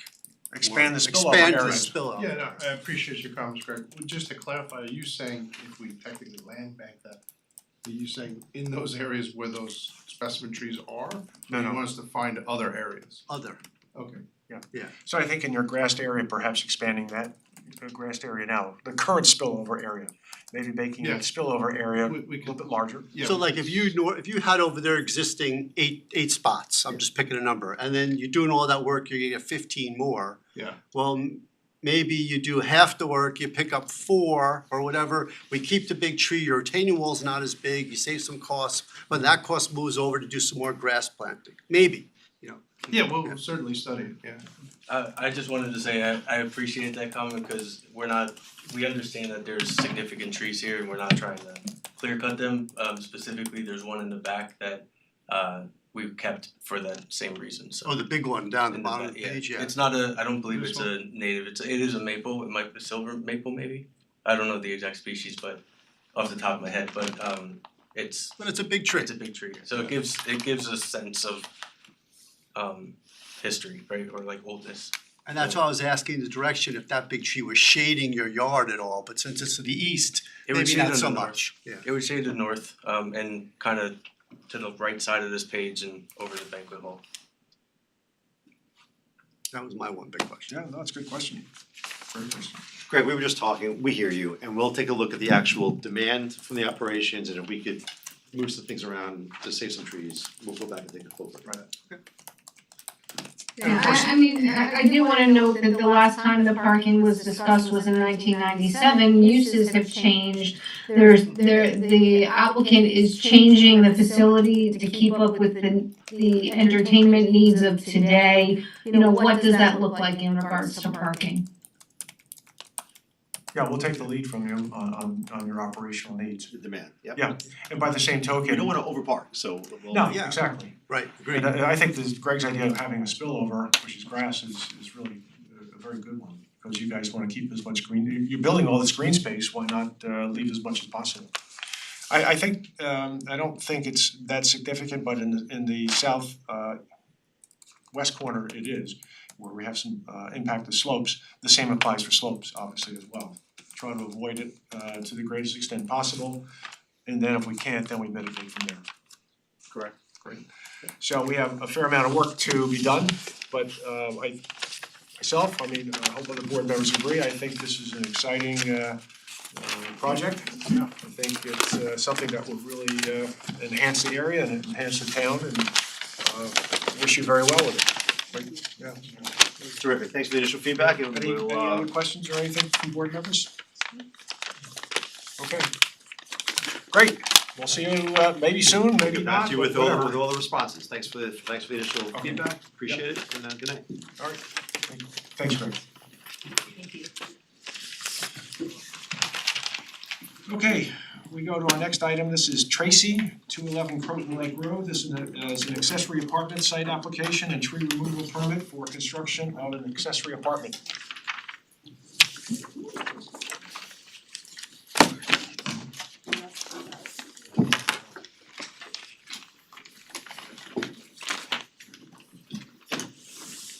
I'll save your trees, Dennis.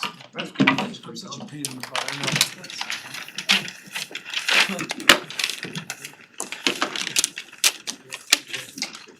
They're big.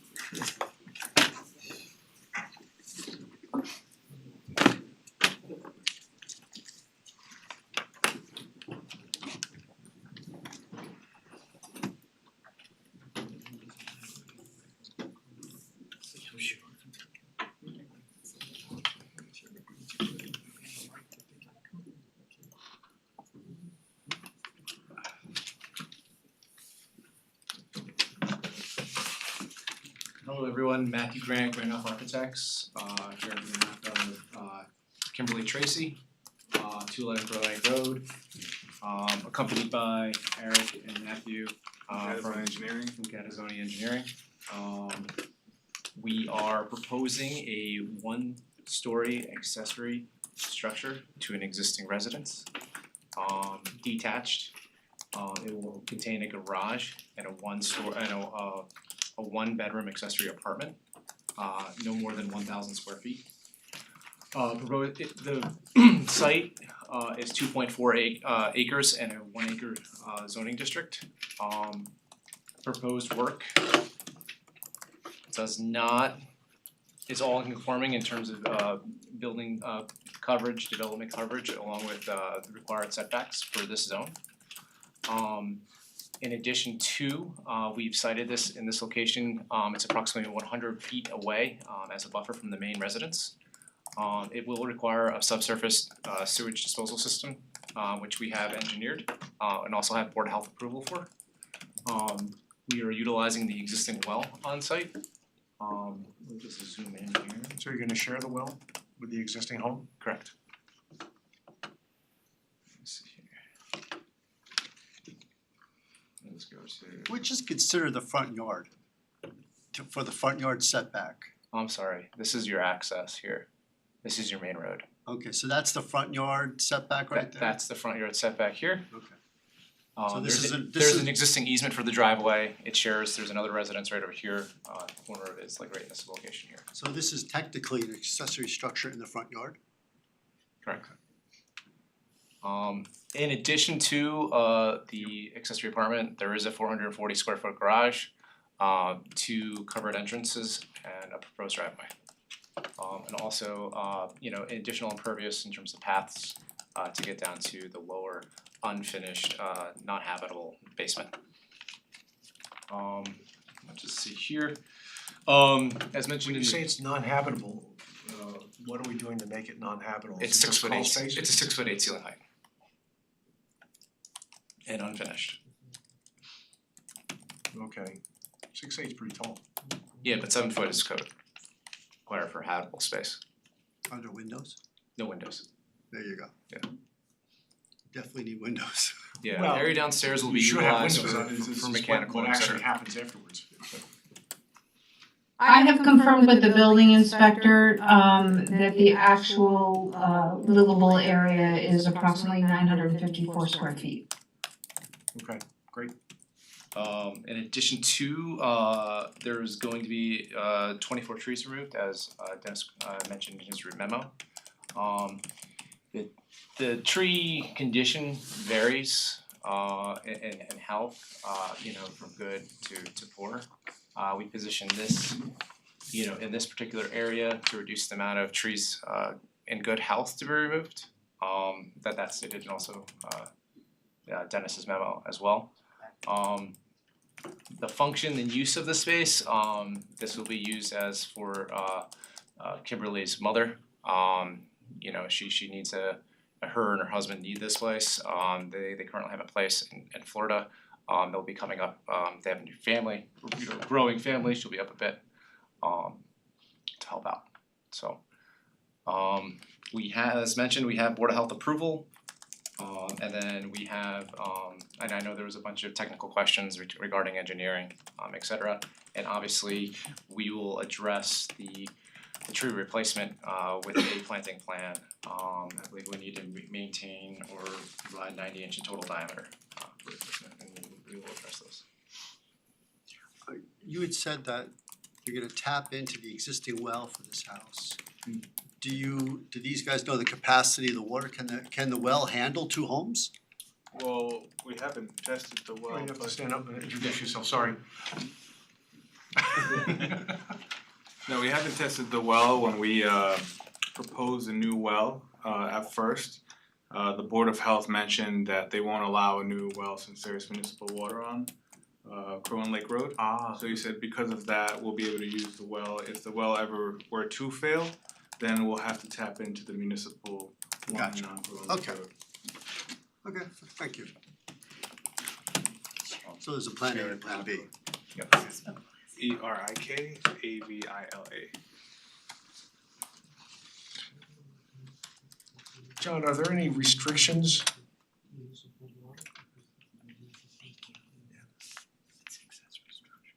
Are there any restrictions, Greg raised the issue for an accessory building constructed in the front yard? We'd have to take a look at the zoning code, I don't know off the top of my head. I don't think there is.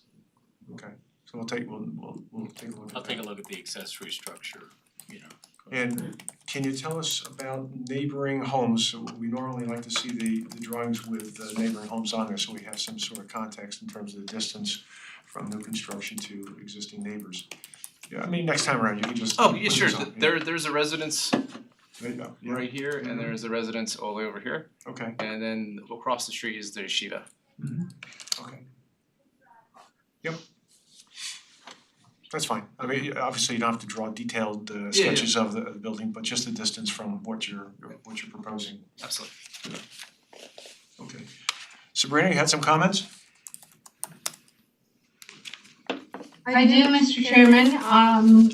In accordance with SECR, this too is a type 2 action, so no further environmental review is required.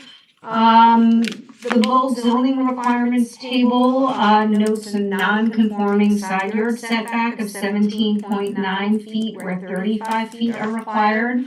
So my question for you is if there was a variance or if it is a pre-existing non-conforming use, but this should be footnoted in your zoning conformance table. To confirm coverages and sizes, the applicant should provide the area measurements regarding the space on drawing A100 and A101. There may be discrepancies in the coverage worksheets as to what is actually calculated on the plans, and we need to verify that. I did note that I had requested from the building inspector to confirm the foundation and first floor plans to assure that the apartment is 1,000 square feet or less. He did do that for me, and I got a note from him today that it was 954 square feet. The application notes approval by the Westchester County Health Department for the septic system for the accessory use. You guys should provide a copy of that approval to the town so we can include it as part of your application. And as of note, the tree removal permit lists 24 trees that are to be removed as part of the application.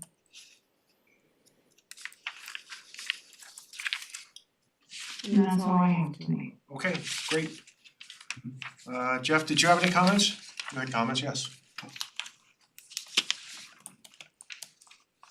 We did have a few comments, mostly stormwater related, again, nothing that was, mostly technical, they just need to make sure that when they do, we did,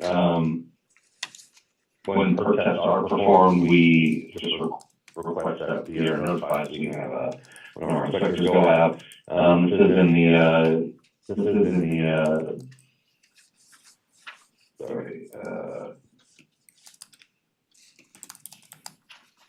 it is in the East Hudson watershed, so they'll have to file an ENOI. And again, we're requesting some, let's check some things, we're requesting some data points for stormwater management in the report. Nothing too troubling. Jeff, will this require any kind of referral to New York City DEP?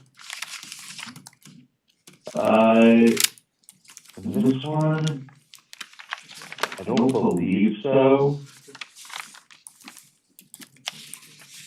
I don't believe this one goes to the DEP, no. Okay. Alrighty. Dennis, you had some comments? Thank you, Chairman.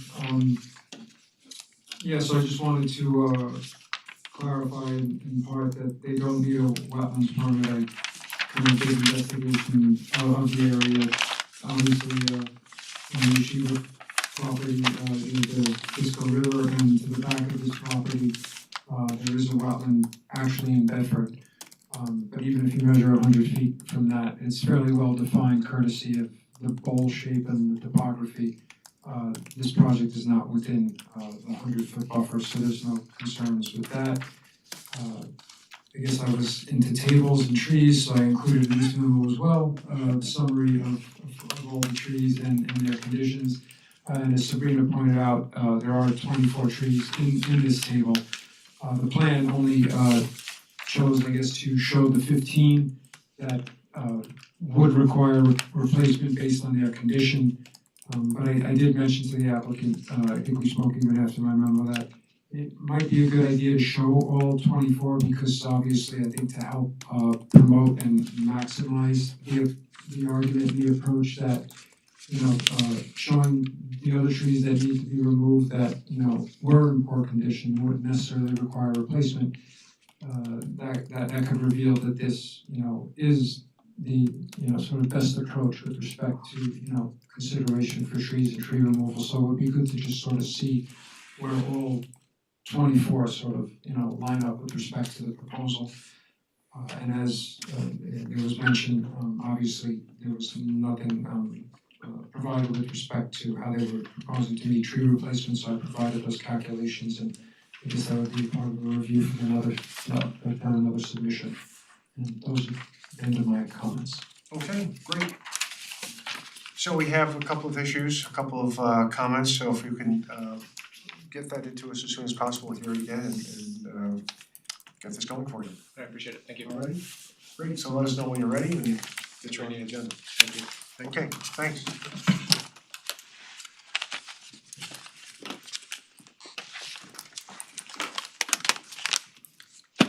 Okay, our next item is a concept plan. This is 211 King Street, 211 King Street LLC, I guess. So it's a concept plan application for removal of an existing building and construction of a multifamily development. Hi, good evening. Jim Anacarico with Cronin Engineering, representing Steve Tavolacci, the applicant for this potential project. So we have a 14,288 square foot piece of property that has an existing multifamily dwelling on it. Got 5 existing bedrooms in the structure itself. We are in the E-R business residential district, zoning district, and we are also in the MFRC overlay district or special district, overlay district, sorry. So what we're proposing to do is to remove the existing structure and construct 4 2-bedroom units that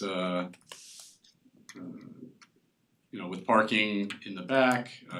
We do have the site has an existing driveway on the left-hand side of the property that we would widened and utilized to, to gain access to the rear.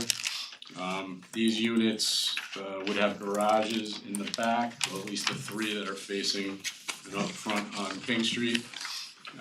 We do have one separate unit that's towards the back of the property that would have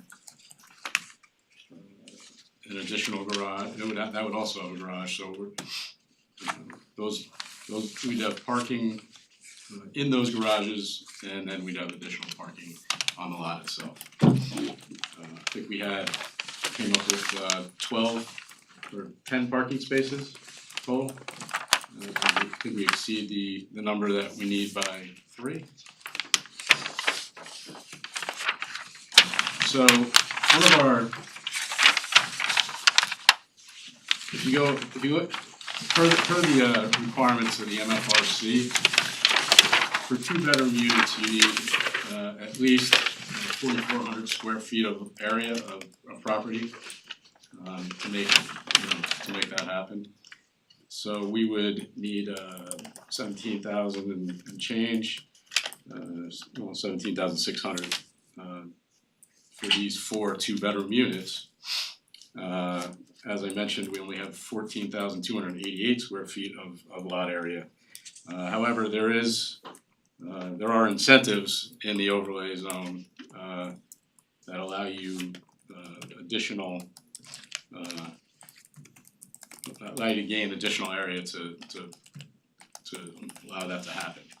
So you're saying the incentives bring down that 17,000 down to 14,000, so you could squeeze in the 4th? I think it's more of you get extra credit for those somehow. We're still not really exactly sure how the percentages, what you would get a percent, how you would figure out the percentage that would increase your density. The 4th unit is making the assumption you got those incentives checked off. Correct. Gotcha, okay. Some of the incentives are underground parking or under the dwelling parking. So that's one of the items that we think we check.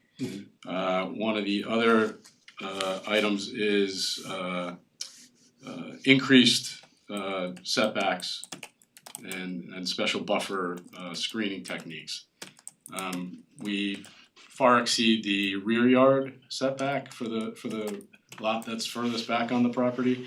So we think we, are able to gain some incentive for that, or some area for that. And then off-site construction, that's obviously up to the town.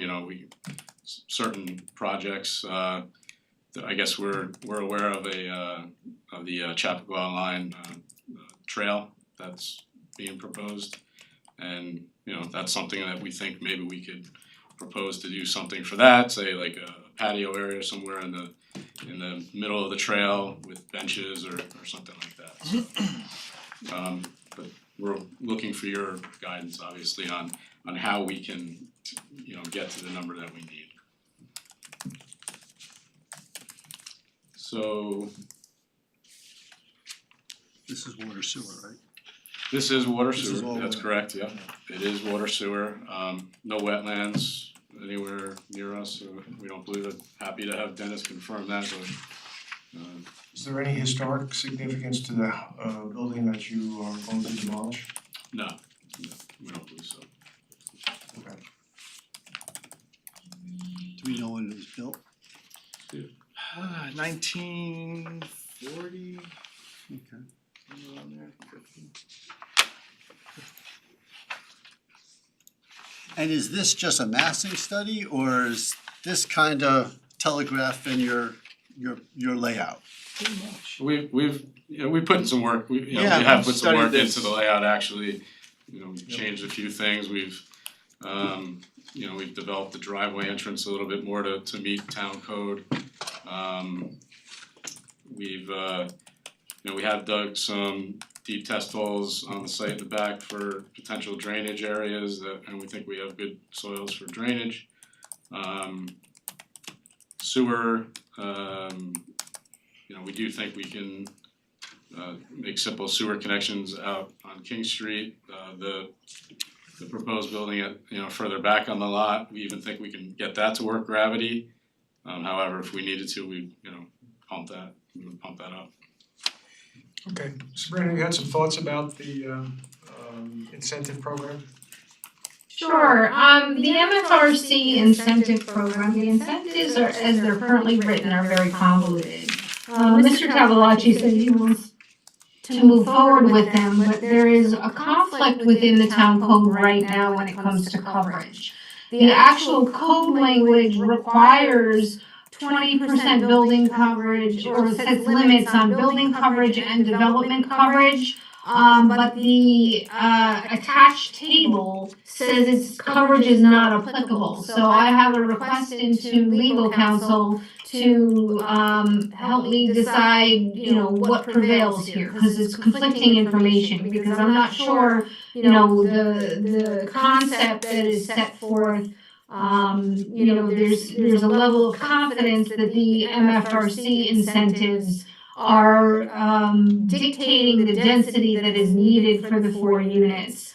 The question then becomes, does the site meet the coverage requirements, or does it have to meet the coverage requirements? And that's something that we need to do further analysis in town to determine. But I do have suggested language changes for those incentives before town council right now, because I do think that the way they're written is very convoluted and does not reflect the benefit of the type of housing that the hamlet is looking to create. Okay. Bob, did you have some thoughts on this concept plan? You're on mute, Bob. You're muted. Still on mute. Still on mute, Bob. Sorry about that, Mr. Chairman. There you are. One little button I don't seem to know this is on, sorry. Yes, I just wanted to reiterate, which I know I went over quite several times with Steve in the past, is that because this is a special circumstance with stormwater, everything's going from King Street down south, and the importance of the stormwater in this particular case is that it's got to pick up 100% of the 100-year storm, which is going to be a full flat out 9.28 inches. Because there's no areas for the overflow to go to, because it's all surrounded by private properties. Not unless Mr. Tavolacci can get an easement going west out to Maple Avenue, but I believe you tried that, Stevenson over there, is that correct? Yes, that's correct. So in this particular case, the stormwater will have to be no pre and post, because when you do a pre and post, you only pick up about 4 inches and that's it. And anything over that's gonna be overflowing to private properties, which we don't want in a new development. So the stormwater will have to pick up a full flat out 9.28, so just keep that in mind when you're doing the stormwater report. So we had a question about that. Jim, do you wanna tell them about the catch basin and the flow of the roof leaders? Yeah, I guess There's a catch basin right. the thought was that we, connect at least the front half of the house to the existing So we don't system out in King dump Street it. and take the rest of the impervious area to the back. Well, if you have gravity and you can pick it up, show it the way you do the drainage divide, and you wanna do a pre and post on the front where you know, and you can demonstrate by gravity that it goes into the state system, is that what you're thinking of doing? Yes. Yeah, that's acceptable, but anything that you can't overflow into a closed system, i.e. state, county, town, you have to pick up 100%. Yeah, that's fine, that seems reasonable. And you wanna talk about the credit for the existing building, Jim? Which? Stormwater. Well, I thought we weren't getting. There's gonna be no credit for any of this. Yeah, right. It's all gonna be based on the built-out condition with the flat out 928, where you can't overflow into a closed system without going on private property. Is that what you did, Bob, is that what you did for us? I built 91 Bedford Road, as you guys know. Bob, did you give us any, there was a building on that property, did we get credit for that? Do you remember, for 91 Bedford Road? No, you did not, no. There was no credit for that one? No, there was not, and everything, you don't have to do a flat out 923 or 928 because we had installed the catch basin in the back previously, which you guys tied into as the overflow. And then that new project at 51 North Greeley, did they get any credit for that Rite Aid building? That one that's gonna be built? I just wanted to be, yeah, the one next to Susan Lawrence building that we own. In that one they do, yes, because that's like a redevelopment, yes. So why do they get a credit and we don't? Because they have an overflow area to go to. They have the town system to tie into any overflow system they have. This does not in the back, so there's no credit. So one of the issues, I think you mentioned that there were 2 more parking spaces than you needed. So I mean, conceptually, it just strikes me as there's a lot of pavement here on a parcel that has got some real stormwater challenges.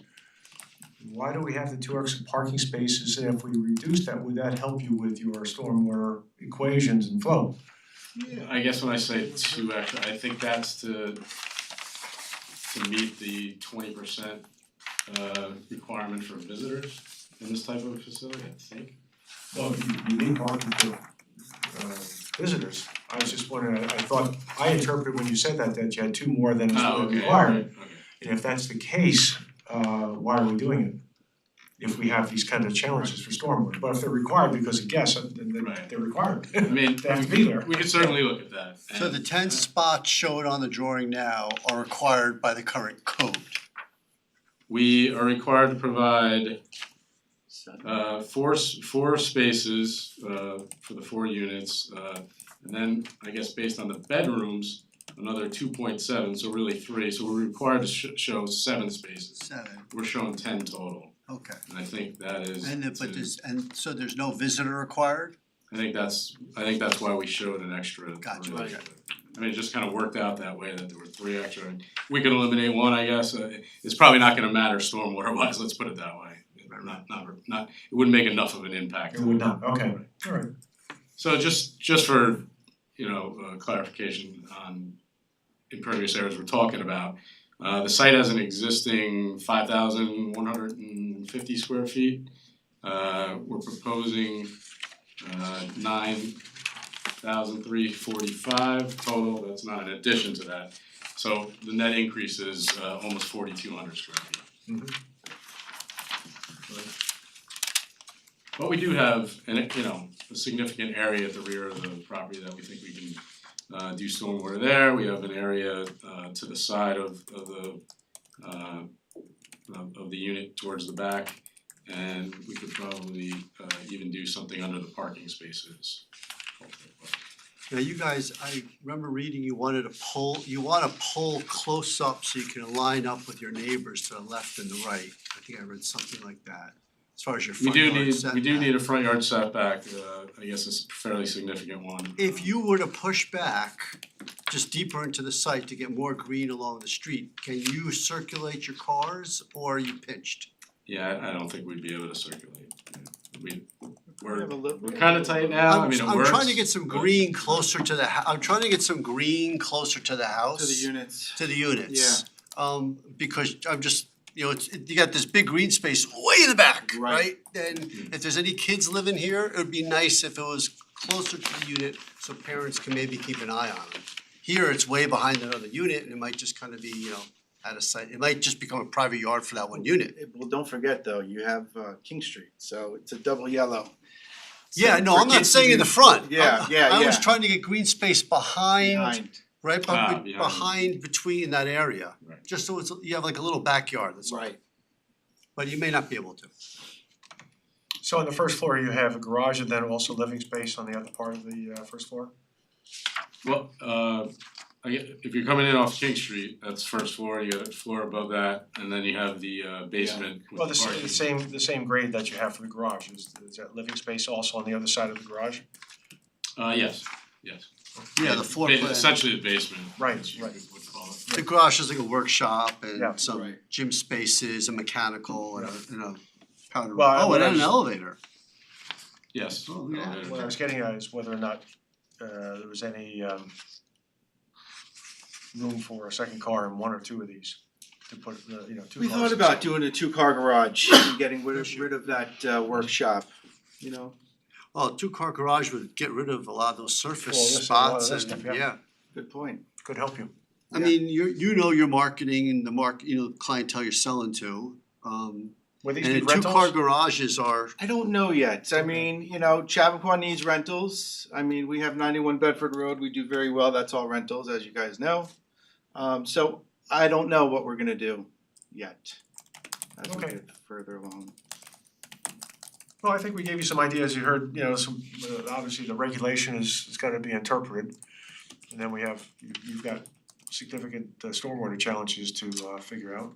And then, so I guess those are our thoughts on a concept basis. I guess there's nothing more we can really do at this point. and is this the aesthetic you're proposing? Pretty much, yeah. We're going a little bit back and forth, but that's pretty much what it's gonna be. Are you guys acting as the architect or are you using the? No, I have 91 Bedford? Teo Siguenza out of Bedford Village. What was I gonna say? No, just the incentives. Yeah, I guess the You know, incentives. that's kind of our biggest thing. Do you guys want some off-site improvements? We own the building, Susan Lawrence Building. To the left of that is a little green area. Maybe we can do something extra there. The Chappaqua line that is proposed, I spoke to Sabrina about this. Maybe down the middle of it, we could do a couple of benches, a garbage can, a meeting spot for people if they wanna meet at the area. People to sit and talk and congregate. Mhm. I thought that was when I spoke to Sabrina, right Sabrina, did you think that was a good idea? I'm sorry, Steve, what was the, what incentive? When we talked about the off-site improvement with the Yeah, Chappaqua. listen, I think that once we get the conflict resolved, I think the board will have to be very well educated about the incentive provisions. And I'm happy to educate the board about the incentive provisions because it's hard for them, right now to do it, but there is opportunity in the town for off-site improvements. And I think that the planning board can authorize a credit of density for the applicant to conduct off-site improvements. And, what I would like to do is provide you all with a copy of that code and a full education as to what the incentives mean and the percentages that can be received. Just for your information, we on sheet SB 2.1, we did show a list of all the incentives that are available and the percentages and whatnot. So that is on the plan for you. I guess our question, Sabrina, is it says, for instance, substantially increased setbacks or special buffer screening techniques, including without limitations, earth berms, masonry walls, etc. And it says, that you can receive up to 10%. What is that 10% of? Is it the lot It's area? 10% of the minimum the maximum allowable density. There's an entire formula, I have language proposed to make it easier to calculate. If you wanna go with the existing code, then, I can walk you through. It's an increase in the density that you can achieve on site as of right. So let's say you can have 5,000 square feet of building. You can increase that 5,000 square feet by 10% if you provide that incentive. Okay. So you get another 500 square feet. Now these Or 1,000 square feet. Now these incentives, does the planning board have to tell us which ones they would like? Or The can we? planning board will have to bless the incentives that you are offering. So can you guys bless them? I'll have an They don't opportunity have of enough conditions to say information what they tonight say. or enough understanding of the incentives to do that tonight. No comment today. Right, the incentives don't bind the board.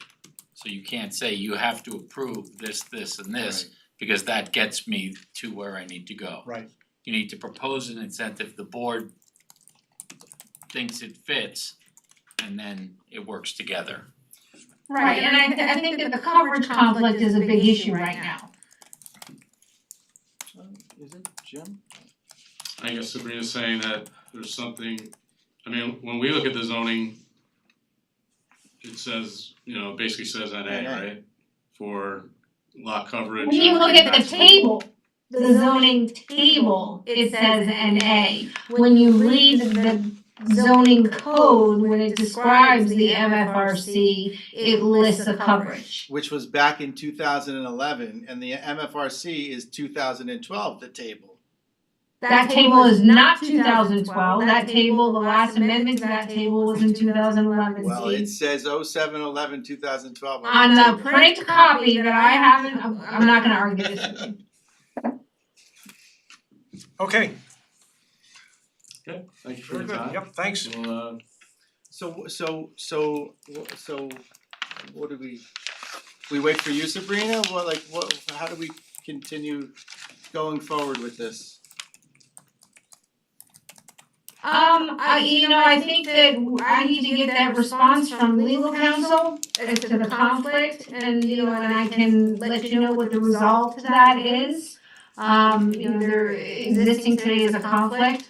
And then it's a matter of refining your plans, to address the stormwater issues and submitting an application. If the board is willing to entertain the incentives. Okay. And is there a time frame where we can get this from you? I'm hoping to have a conversation this week. Oh, great.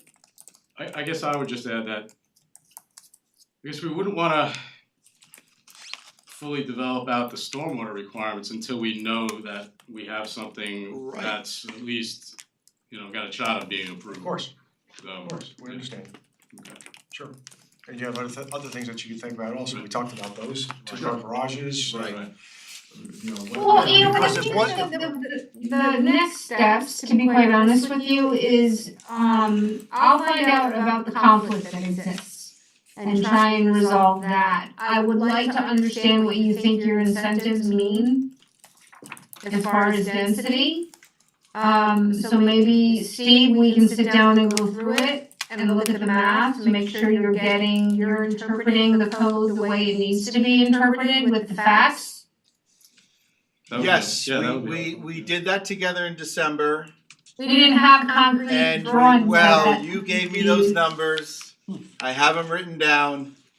But yes, we can. And what I'm gonna say is I'd like to re-examine those numbers in light of my diving deep into the MFRC. Okay.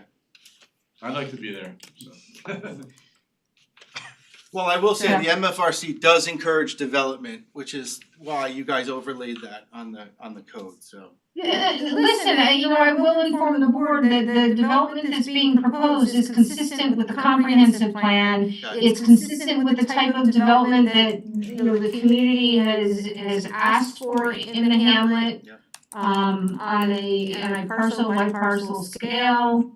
So, it is consistent with the comprehensive plan. The question is, does it work on this site? And one thing you might wanna think about, you're looking for an incentive credit for parking underneath the building, but only half the parking is under the building, so you might only get half the incentive credit. That might be a way to think about double parking in the building. Tandem. Yeah, Or double. They can only have 90% of their parking under a building. only 90%. Okay, so Only 90%. right now you guys are like 50%. Yeah. Correct.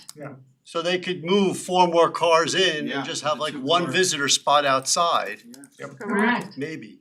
Okay. Good. okay, good. Thank Alright, you guys. thanks. Thank you. Okay. Thank you for your time. I appreciate it. Alright, our last item is we have the minutes of February 4. Oh, I've got so many comments on these. You can have those by yourself. Do you? No, I have no comments Oh. on minutes. No comments? No comments. Steve, any comments? No? Any comments? No? Okay. Not seeing any comments. Is there a motion to adopt the minutes? Motion? Second? Second. All in favor? Aye. Aye. Aye. So we're all set there, and I had a couple little changes that I'll give to you right now, so I don't forget.